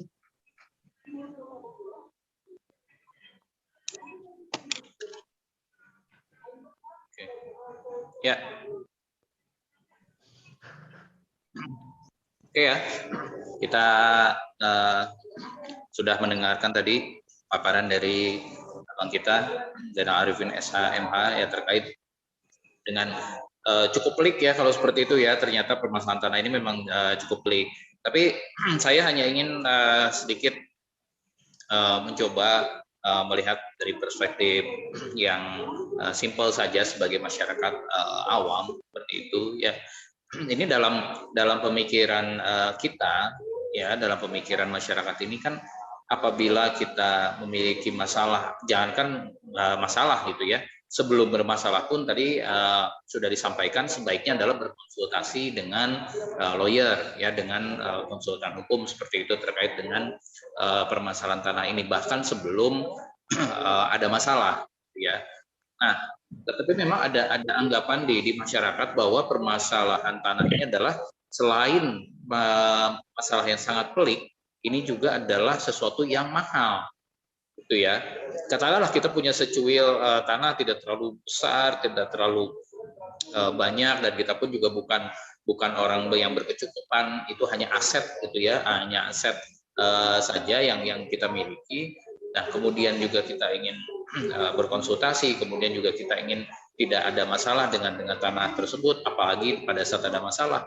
Nah, ini yang terbaik adalah berapa sumber daya finansial yang harus kita keluarkan gitu ya untuk mengurus permasalahan tanah ini. Jadi ada anggapan skeptis atau apatis di masyarakat bahwa kalau kita tidak punya sumber daya, karena dengan bahasa vulgarnya adalah kalau kita nggak punya duit gitu ya, jangan harap bakal menang urusan tanah gitu. Karena semuanya sudah didesain sedemikian rupa, ini menjadi satu hal yang mahal. Nah, anggapan ini sebetulnya betul atau tidak, dan masih adakah ya konsultan hukum, lawyer atau apapun itu yang bisa menghandle permasalahan tanah ya tanpa memang terlebih dahulu membebani dengan sumber daya yang besar. Maksudnya tidak harus membayar sekian banyak gitu ya, tidak harus ini, tapi proporsional saja misalnya. Ini ada nggak Bang seperti itu? Saya coba sampaikan dulu ke narasumber kita Bang Zainal SH tadi terkait dengan pemaparannya.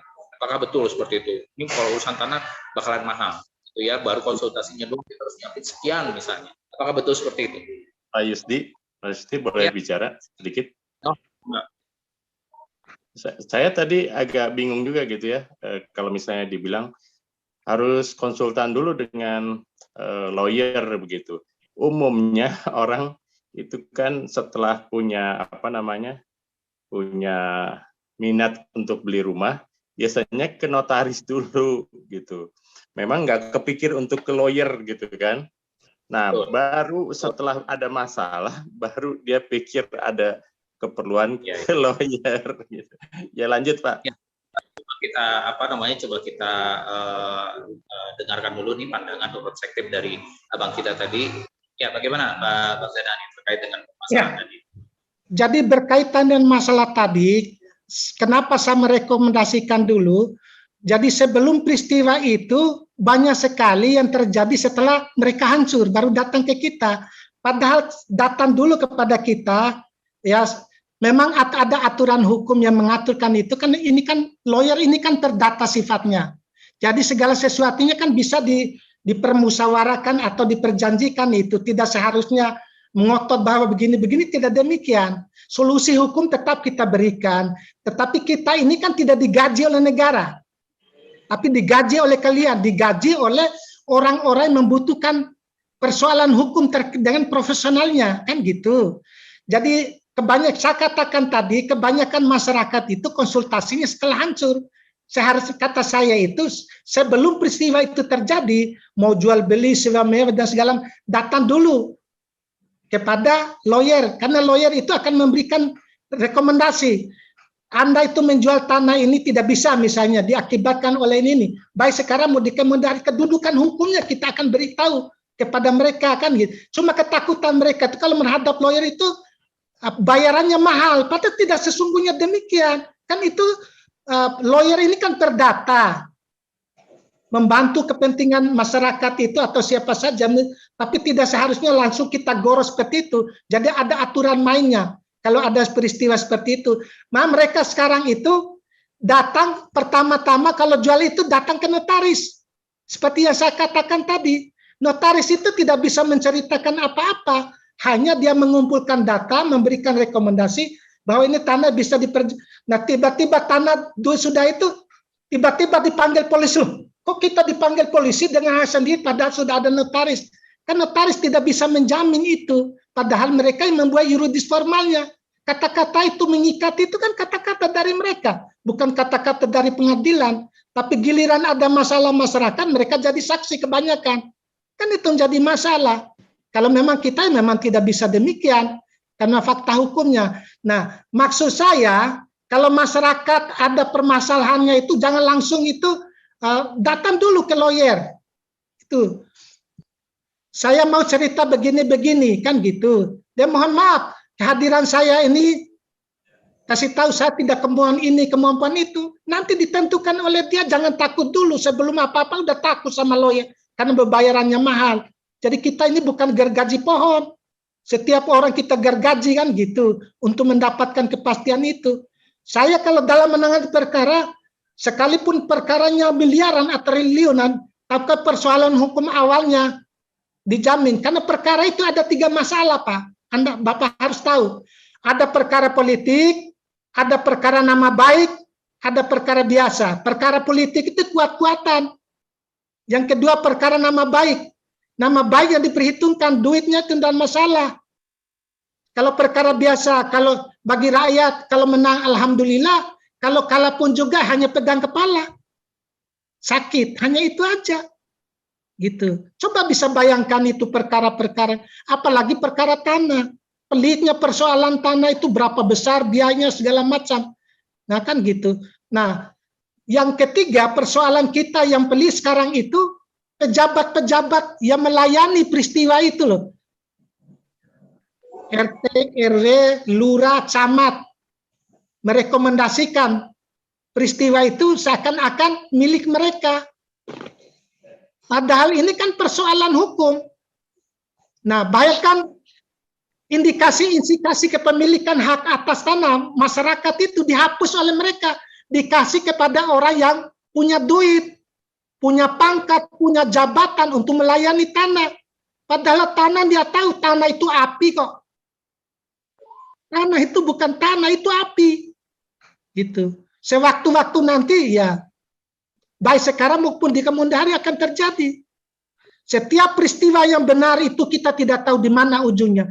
Tapi kembalinya pasti akan menyelamatkan kita. Sekecil apapun tindakan kita, perbuatan kita, dia pergi jauh, bahkan kita tidak tahu ujung. Tapi kembalinya pasti akan menindas kita. Itu jaminan Allah.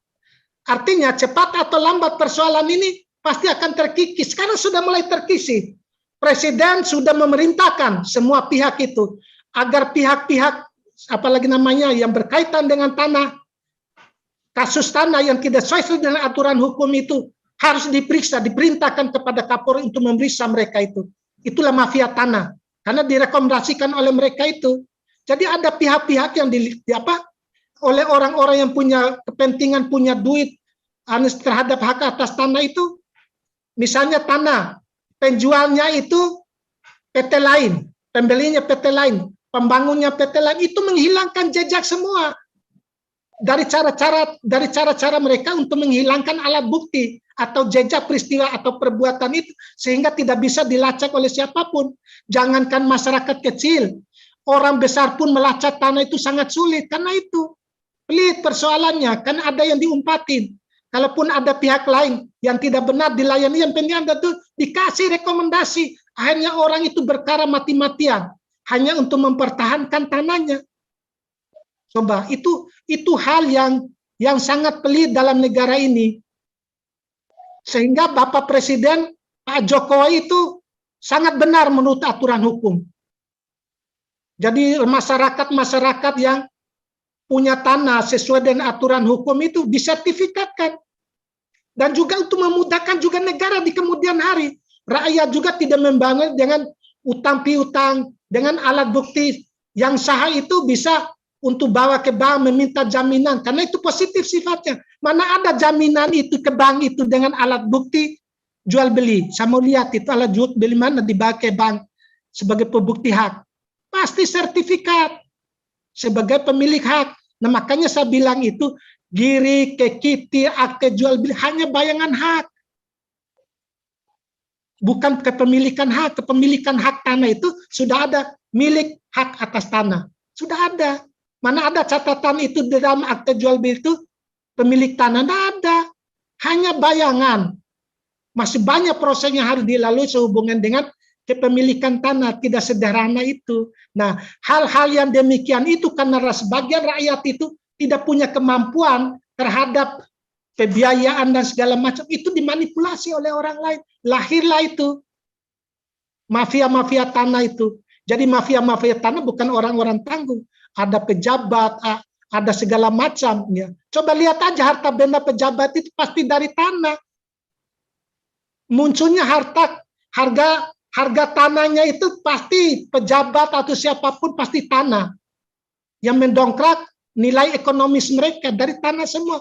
Itu terlepas bagaimana cara perolehnya kita tidak tahu. Tiba-tiba si A dapat tanah sekian itu dari mana. Yang seharusnya itu rakyat diberi kesempatan sebagai pemilik tanah. Supaya ekonominya jalan. Rakyat juga tidak tertunda haknya dengan kemiskinannya. Dengan ada hak yang mereka miliki kan. Sekarang itu rakyat dilempar orang lain yang mendapatkan hasilnya. Nah, rakyat sekarang jadi sampah. Karena ampas tanahnya sudah tidak ada, sudah dikasih oleh semua pihak. Jangankan 1 jengkal, jangankan 1 hektar, 1 jengkal juga tidak akan mungkin diberikan oleh mereka-mereka kan itu. Nah, itu permasalahannya. Terima kasih. Oke. Ya. Oke, mungkin ada dari rekan-rekan yang juga ingin menyampaikan sesuatu kembali ini terkait dengan bahasan kita malam hari ini ya, terkait dengan permasalahan tanah ya, kemudian juga aspek hukumnya seperti itu ya. Kita buka walaupun memang tidak terlalu banyak lagi ini sekarang ya. Wan Lisa ya, mungkin ada rekan-rekan yang ingin menyampaikan sesuatu ataupun ingin bertanya pada narasumber kita malam hari ini. Izin menambahkan, moderator. Ya.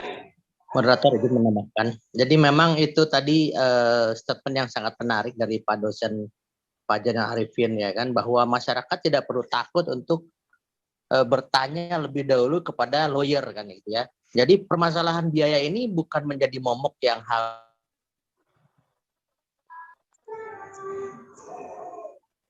bersinggungan dengan satu transaksi hukum ya kan.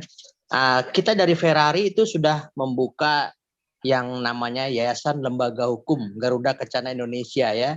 Jadi saya pikir harus kita manfaatkan gitu.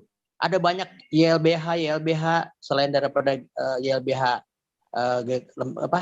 Garuda Kencana Indonesia yang juga siap untuk menampung permintaan konsultasi di bidang ya. Memang jadi bisa ya di objeknya ya. Kebanyakan di masyarakat memang itu sudah ada persepsi yang sangat kuat bahwa apabila kita berhadapan atau memiliki permasalahan hukum tadi, ini sudah luar biasa nih, harus keluar berapa banyak gitu. Padahal mungkin ya tidak semuanya mereka pemilik aset tanah ini atau bangunan ini adalah orang yang berpunya gitu ya. Nah, terkait hal itu tadi sudah ada ya, sekarang ini sudah banyak juga organisasi-organisasi hukum seperti LBH tadi juga, kemudian ada organisasi lain yang memang bersedia untuk memberikan pendampingan terlebih dahulu ya, tanpa harus berbicara nominal di awal-awal seperti itu ya, Bang ya. Betul. Jadi yang perlu kita sepakati adalah bahwa setiap orang yang akan bersinggungan dengan masalah hukum kan sebetulnya secara alamiah itu kan akan terseleksi, ya kan? Kalau dia punya tanah besar, kemudian terjadi sengketa, dia pasti akan carinya lawyer besar. Tidak mungkin dia punya tanah besar carinya YLBH misalnya, ya kan? Itu nanti akan terseleksi mengikuti daripada alur daripada kepemilikan tanahnya maupun yang terkait dengan perakiraan besaran daripada biaya kasus yang terjadi. Itu sudah akan bergeser seperti itu. Jadi tidak seluruhnya kasus tanah itu akan lari kepada advokat besar, tapi juga nanti bisa berbagi dengan YLBH, dengan advokat-advokat lain juga kan gitu. Yang paling penting sekarang adalah bagaimana kita bisa yakin untuk mendapatkan satu advis hukum yang baik dan benar.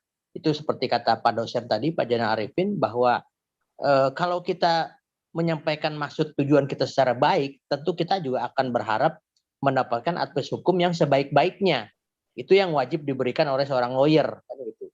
Jangan sampai istilahnya kita sebagai lawyer itu memberikan advis hukum yang keliru ataupun yang tidak tepat, ataupun yang katakanlah itu malah membantu kepentingan yang dalam konteks dia sebagai yang melanggar hukum gitu. Itu kan nanti akan bertetangga dengan hati nuraninya ya gitu. Tapi kembali bahwa organisasi saya itu di Ferrari kita sudah buat Yayasan Lembaga Hukum Garuda Kencana Indonesia, itu kita masalah apapun bisa ditanyakan kepada kita, tidak hanya masalah tanah ya, masalah-masalah lain pun kita siap untuk berikan advice ya kan, dan tidak seluruhnya kasus itu harus berlanjut ke yang namanya bidang litigasi gitu. Kalau memang cukup dengan advice itu selesai, bisa dicapai musyawarah mufakat, itu kan tentu akan lebih bagus gitu. Ya, oke. Ini satu kabar yang boleh jadi angin segar ya untuk masyarakat ya apabila memang memiliki masalah terkait hukum. Ya apalagi spesial seperti yang kita bicarakan malam ini adalah permasalahan tanah gitu ya. Jadi jangan sampai memang hak-hak masyarakat ini akhirnya tidak dipenuhi karena ketidaktahuan dan juga tidak karena kekhawatiran tadi ya, hanya masalah finansial, akhirnya mereka tidak mendapatkan hak sebagaimana mestinya gitu ya. Oke, mungkin ada lagi yang ingin menambahkan ya atau ingin bertanya, kesempatan beberapa menit lagi ke depan sebelum diskusi ini kita akhiri, karena memang ini permasalahan yang cukup menarik.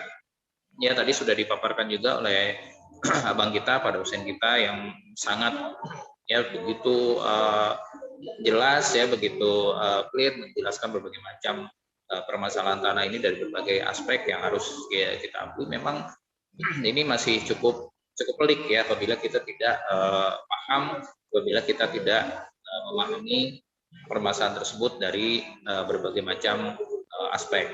Dan tadi ditekankan bahwa permasalahan tanah ini adalah permasalahan yang sangat besar nilai ekonomisnya. Jadi karena saking besarnya nilai ekonomis itu tadi katanya jangankan manusia gitu ya, setan aja juga mau gitu ya. Makanya ada tuh setan yang nempatin properti ada gitu ya. Pada mereka nggak ngasih kompensasi apa-apa gitu, tapi pengen nebeng juga.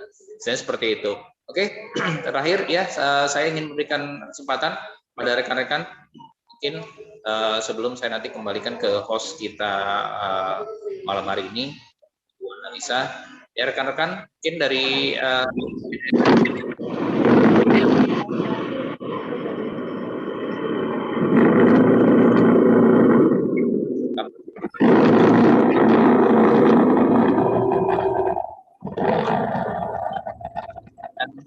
penjelasan mengenai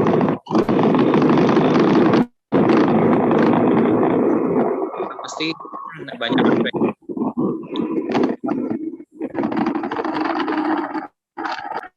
Bentar, coba kita. Siapa yang belum? Selamat malam.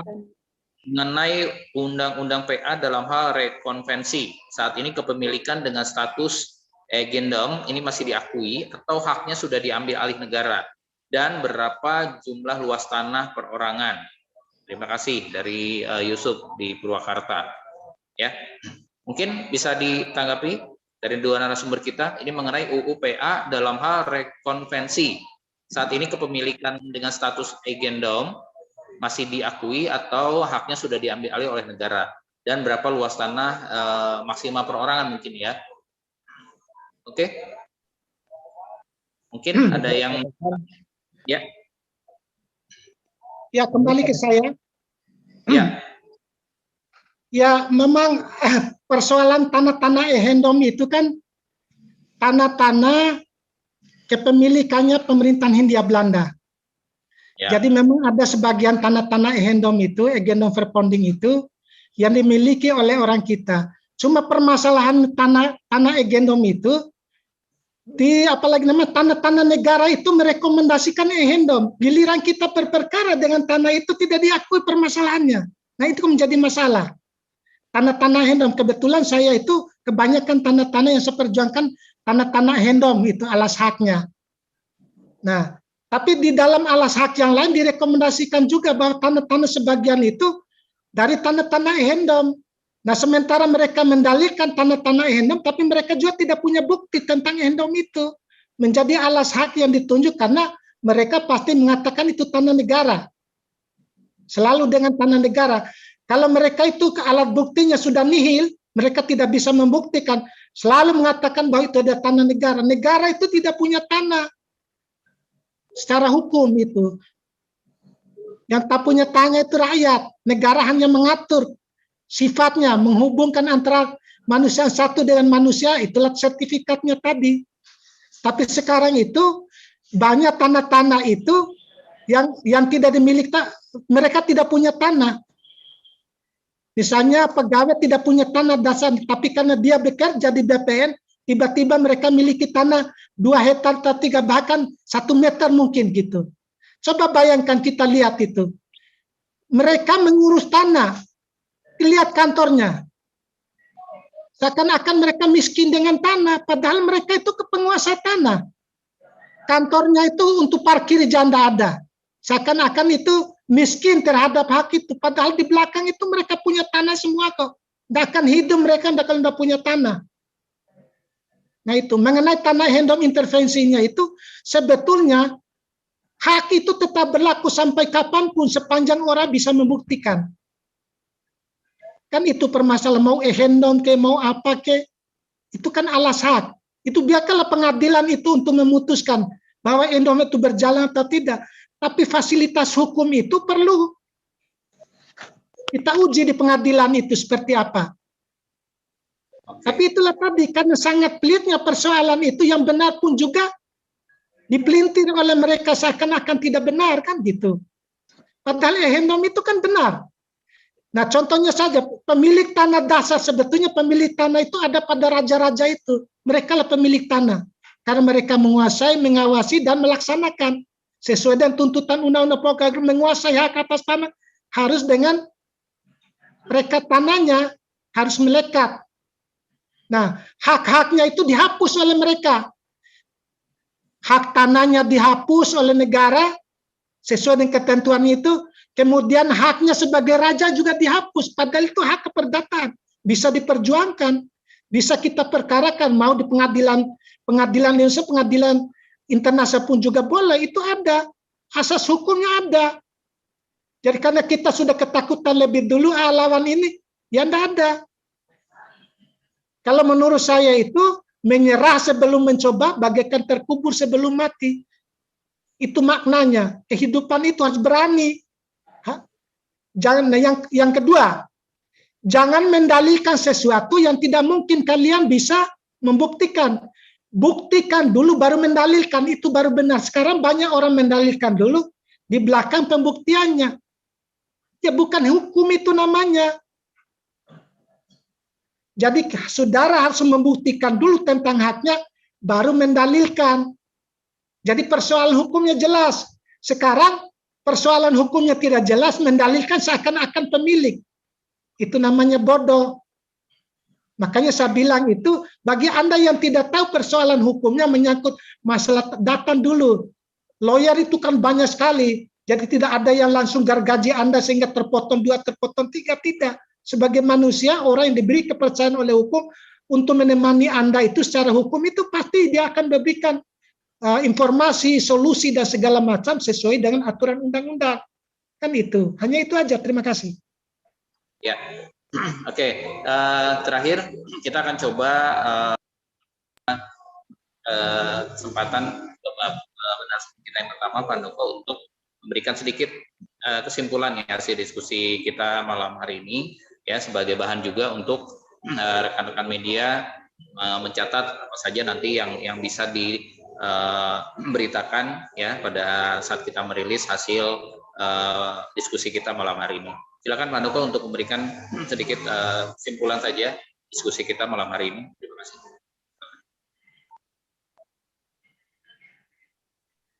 Ya, terima kasih. Jadi sebetulnya kan diskusi ini kan kita bicara mengenai hukum pidana pertanahan, ya kan. Nah, kita harus pahami bahwa apa yang menyangkut dengan kata kalimat pidana pertanahan ini sebetulnya modusnya ada 3, ya kan. Yang pertama itu adalah terkait dengan pemalsuan dokumen, ya kan. Yang kedua adalah menduduki lahan tanpa hak. Yang ketiga adalah pihak-pihak yang sebetulnya tidak mempunyai dasar surat-surat atau legalitas tertentu justru mencari legalitas itu dari pengadilan, gitu. Nah, 3 poin itu yang menjadi modus operandi daripada pidana pertanahan sebetulnya. Nah, di luar itu kan kita harus bicara sekarang dari sisi pers ya. Kalau bicara dari sisi pers sebetulnya ada yang harus kita ungkap, harus ada yang kita buka untuk mengedukasi masyarakat, yaitu bahwa sekarang ini pers kurang untuk memberikan pencerahan kepada masyarakat tentang fungsi lembaga BPN. Apa sih fungsi lembaga BPN? BPN itu punya sekretaris menteri, punya deputi, ada 1, 2, 3, 4, punya kabit, ada 1, 2, 3, 4.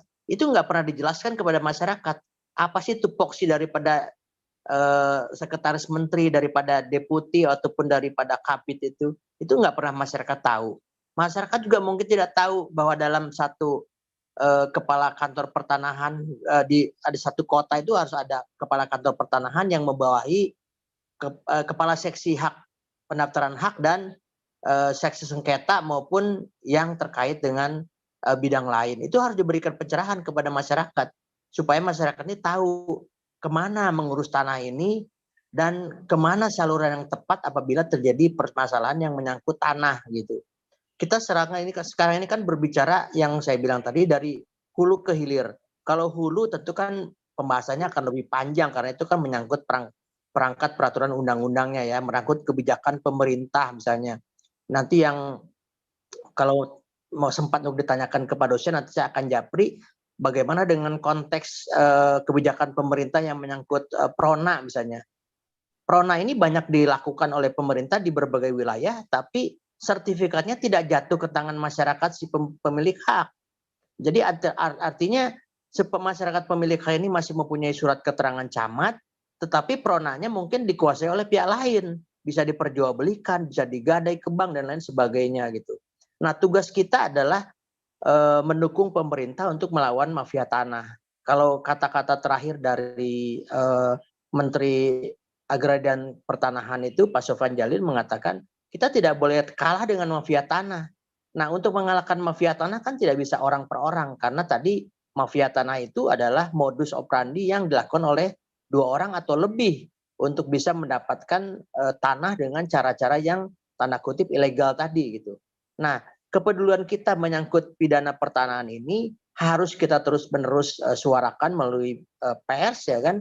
Tetapi dengan catatan pers ini harus punya sumber daya manusia supaya bisa menelusuri di mana pekerjaan mafia tanah itu terkait dari ujung lembaga pertanahannya sampai kepada instansi terkaitnya DPM PTSP yang memberikan perizinan baik kepada kecamatan, kelurahannya, itu harus ditelusuri. Supaya apa? Supaya masyarakat semakin terbuka. Kenapa bisa terjadi A, kenapa bisa terjadi B, kenapa bisa terjadi C. Jangan yang dipermasalahkan hanya masalah kasus hukum yang beban biayanya harus ditanggung oleh pencari keadilan. Saya pikir itu. Ya, sekian.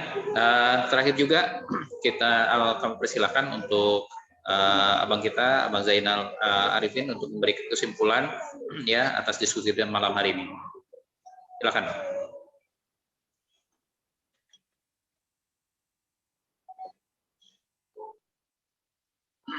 Ya, silakan Pak Zainal Arifin untuk memberikan statement kesimpulan kita diskusi kita malam hari ini. Tadi yang disampaikan singkat saja sebelum diskusi ini kita. Silakan, Bang. Ya, mengenai kesimpulan kita terhadap persoalan hari ini, ya, diskusi hari ini pertama kan menyangkut soal keadilan terhadap hak atas tanah kepada pihak-pihak yang merasa dirugikan, itu yang pertama. Dan yang kedua, aturan hukum tentang tanah itu masih harus banyak seharusnya. Undang-undang Pak Gereja kan sudah mencakup, tapi tidak dijalankan. Sudah tercakup semua. Nah, yang ketiga tadi mengenai pokok permasalahan masyarakat yang tidak mampu untuk menghadapi lawyer. Itu tidak usah takut. Tidak usah takut, ya. Anda datang, ya baik kepada saya maupun kepada rekan-rekan yang meminta hati sehubungan sebelum terjadinya peristiwa itu. Itu juga sudah dikemukakan. Nah, terakhir dari itu menyangkutkan permasalahan hukumnya. Bagaimana permasalahan hukumnya? Karena sertifikat itu, sertifikat tanah sekarang itu seharusnya memang itu bukan lagi BPN yang membuat sertifikat itu. Kalau menurut saya harus pengadilan. Harus dibuat oleh pengadilan. Bagaimana ceritanya? Jadi BPN mengusulkan ke pengadilan untuk dibuatkan sertifikat tapi berdasarkan putusan pengadilan atau penetapan pengadilan. Kalau sepanjang itu masih king kalengkong namanya, ya itu tadi. Kalau menurut saya kalau di sana kan tidak bisa. Kalau pengadilan memutuskan tentu dengan alasan-alasan hukum yang tepat kan gitu untuk membenahi peristiwa itu. Kalau masih di BPN saya rasa sampai dunia kiamat itu tidak akan bisa selesai tanpa keberanian pelakunya kan gitu untuk memproses peristiwa itu. Nah, mengenai rekan-rekan pertanyaan rekan-rekan tadi itu memang itu yang terjadi di tengah-tengah masyarakat itu soal alas hak ehendom misalnya. Ehendomnya ada, dibuatkan itu menjadi alas hak sertifikat mereka. Tapi untuk membuktikan ehendom itu dari alas hak untuk sertifikat untuk tanah siapa atau tanah negara itu tidak ada. Hanya mempertahankan saja dengan rekomendasi itu. Giliran masyarakat mempersoalkan sertifikat ini dengan alat bukti yang ada, katanya itu tidak diterima, padahal alat bukti tidak pernah usang. Kalau tidak akan mungkin ada alat bukti itu hanya untuk surat-surat aja, kan ada buktinya. Nah, bukti itulah yang dipersoalkan di pengadilan, kan itu. Nah, yang kedua, sedikit-sedikit itu menyangkut tanah negara. Negara itu tidak punya tanah. Negara kedudukan itu, contohnya saja. Apalagi namanya RRI. Kenapa harus dibuat sertifikatnya? Makanya kedudukannya sama dengan rakyat. Yang untuk apa sertifikat kalau itu benar-benar tanah negara? Cukup aja diberikan dengan surat keterangan aja, tidak usah dengan sertifikatnya. Maka kedudukan juga takut bahwa mereka itu haknya digugat di kemudian hari. Karena keterdeloran mereka sekarang buktinya memang banyak hal-hal yang lama itu diugah semua oleh pengacara sekarang dengan alat bukti. Nah, itulah kesimpulan saya. Jadi memang yang terakhir itu diminta, saya minta kepada para rekan-rekan dari surat kabar atau apapun semacamnya itu. Jadi kalau ada sumber daya satu perkara yang perkaranya besar, yang membentukkan unsur hukum yang tidak mungkin dilakukan oleh orang itu, disitulah peranan pers itu untuk menerangi semua permasalahan sehingga benar-benar tanah itu terbuka. Kalau sudah terbuka, ekonomi tanah juga akan terbuka. Rakyat juga bisa mendapat hak yang baik untuk itu. Terima kasih. Oke, Ya, terima kasih. Demikian kesimpulan dari dua narasumber Terima kasih Pak, informasinya sangat. Ya, oke. Selanjutnya saya persilakan kepada rekan saya kembali ya menghandle acara. Tadi kita sudah dapatkan sudah dua kesimpulan dari dua narasumber kita. Silakan, Bu Analisa. Pak, sudah selesai Pak Yus acaranya. Baik. Wah, menarik sekali ya. Alhamdulillah kita sudah di penghujung acara. Dan mungkin sudah selesai juga acara hari ini. Dan saya ucapkan banyak terima kasih kepada para narasumber, Pak Hartono, dan Bapak Zainal, dan narasumber yang lainnya. Dan terima kasih kepada Bapak Insinyur Dodi dan Bapak Mediator. Izin. Oh iya, baik Bapak. Silakan. Ya. Belum ditutup acara. Minta nomor Bapak Zainal. Oh, baik. Ya. Ya. Bapak Zainal, di sini Bapak Zainal, mohon minta nomornya, nomor WA-nya. Ya, nomor WA mana tuh? 0813 13 ya, Pak. 0813 ya, Pak. 1715 ya, 1175. 1175, Pak. Ya. 1013 17 15 11 75, Pak. Ya, betul. Ya. Terima betul, kasih, Pak. Ya, terima kasih. Selamat ya. kita berjuang, Pak. Ya, salah, ya. Ya, buat terima kasih, Pak. Ya. Sudah, Pak? Sudah, ya. Ya, terima kasih banyak untuk para rekan-rekan media semua yang sudah mengikuti acara webinar malam kali ini. Dan mohon maaf mungkin jika ada kekurangan dalam penyampaian atau semuanya. Dan akhirul kalam, wabillahi taufiq wal hidayah. Wassalamualaikum warahmatullahi wabarakatuh. Waalaikumsalam. Pak Zainal, nomor kita 77 di belakangnya, Pak. Oke. Terima kasih. Ya. 77 di belakangnya ya. Ya. Terima kasih. Ya. Terima kasih, Pak. Terima kasih banyak. Kita berdoa, Pak. Terima kasih, Pak Hartono. Ya, terima kasih sama-sama.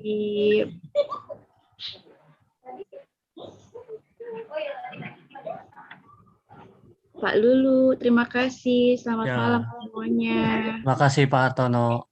Ya, selamat malam. Ya, selamat malam. Pak Hulu, terima kasih Pak Hulu. Bang Zainal, terima kasih. Selamat malam. Zainal mana ini fotonya nih nggak muncul nih? Kayaknya lagi menahan sakit Pak Dodi. Tutup mukanya Zainal. Itu ada Pak Zainal Barangkali Abidin. kotanya habis. Kenapa Pak? Ada Pak Zainal Abidin, ada Pak Zainal Arifin. Iya. Beda orang ya. Beda orang Pak, sama-sama Zainal namanya Pak. Ya mirip lagi. Abidin dan Arifin. Semoga minggu besok tambah banyak ya yang hadir. Oh ini tiap minggu Amin. acaranya? Siap, oke. Ya, tiap minggu Ada malam Pak. tema yang berbeda-beda. Tiap minggu malam, mantap tiap minggu. Tiap minggu malam Pak Wirawan. Jadi sebenarnya CEO itu apa? CEO nama media Pak. Majalah CEO.com. Oh ya, itu dipertanyakan bisa sama teman-teman Pak. CEO itu apa artinya? Kepanjangannya. Ada di Google kan Bang Basri. Artinya Chief Executive Officer. Pelan-pelan ada di wiki. Pelan-pelan apa namanya CEO? Ada di Google Pak, sesuai bahasa Inggris itu Chief Executive Officer. Oh, seperti nama bahasa Inggris ya. Media online ya? Ya, media online Pak, majalah CEO.com.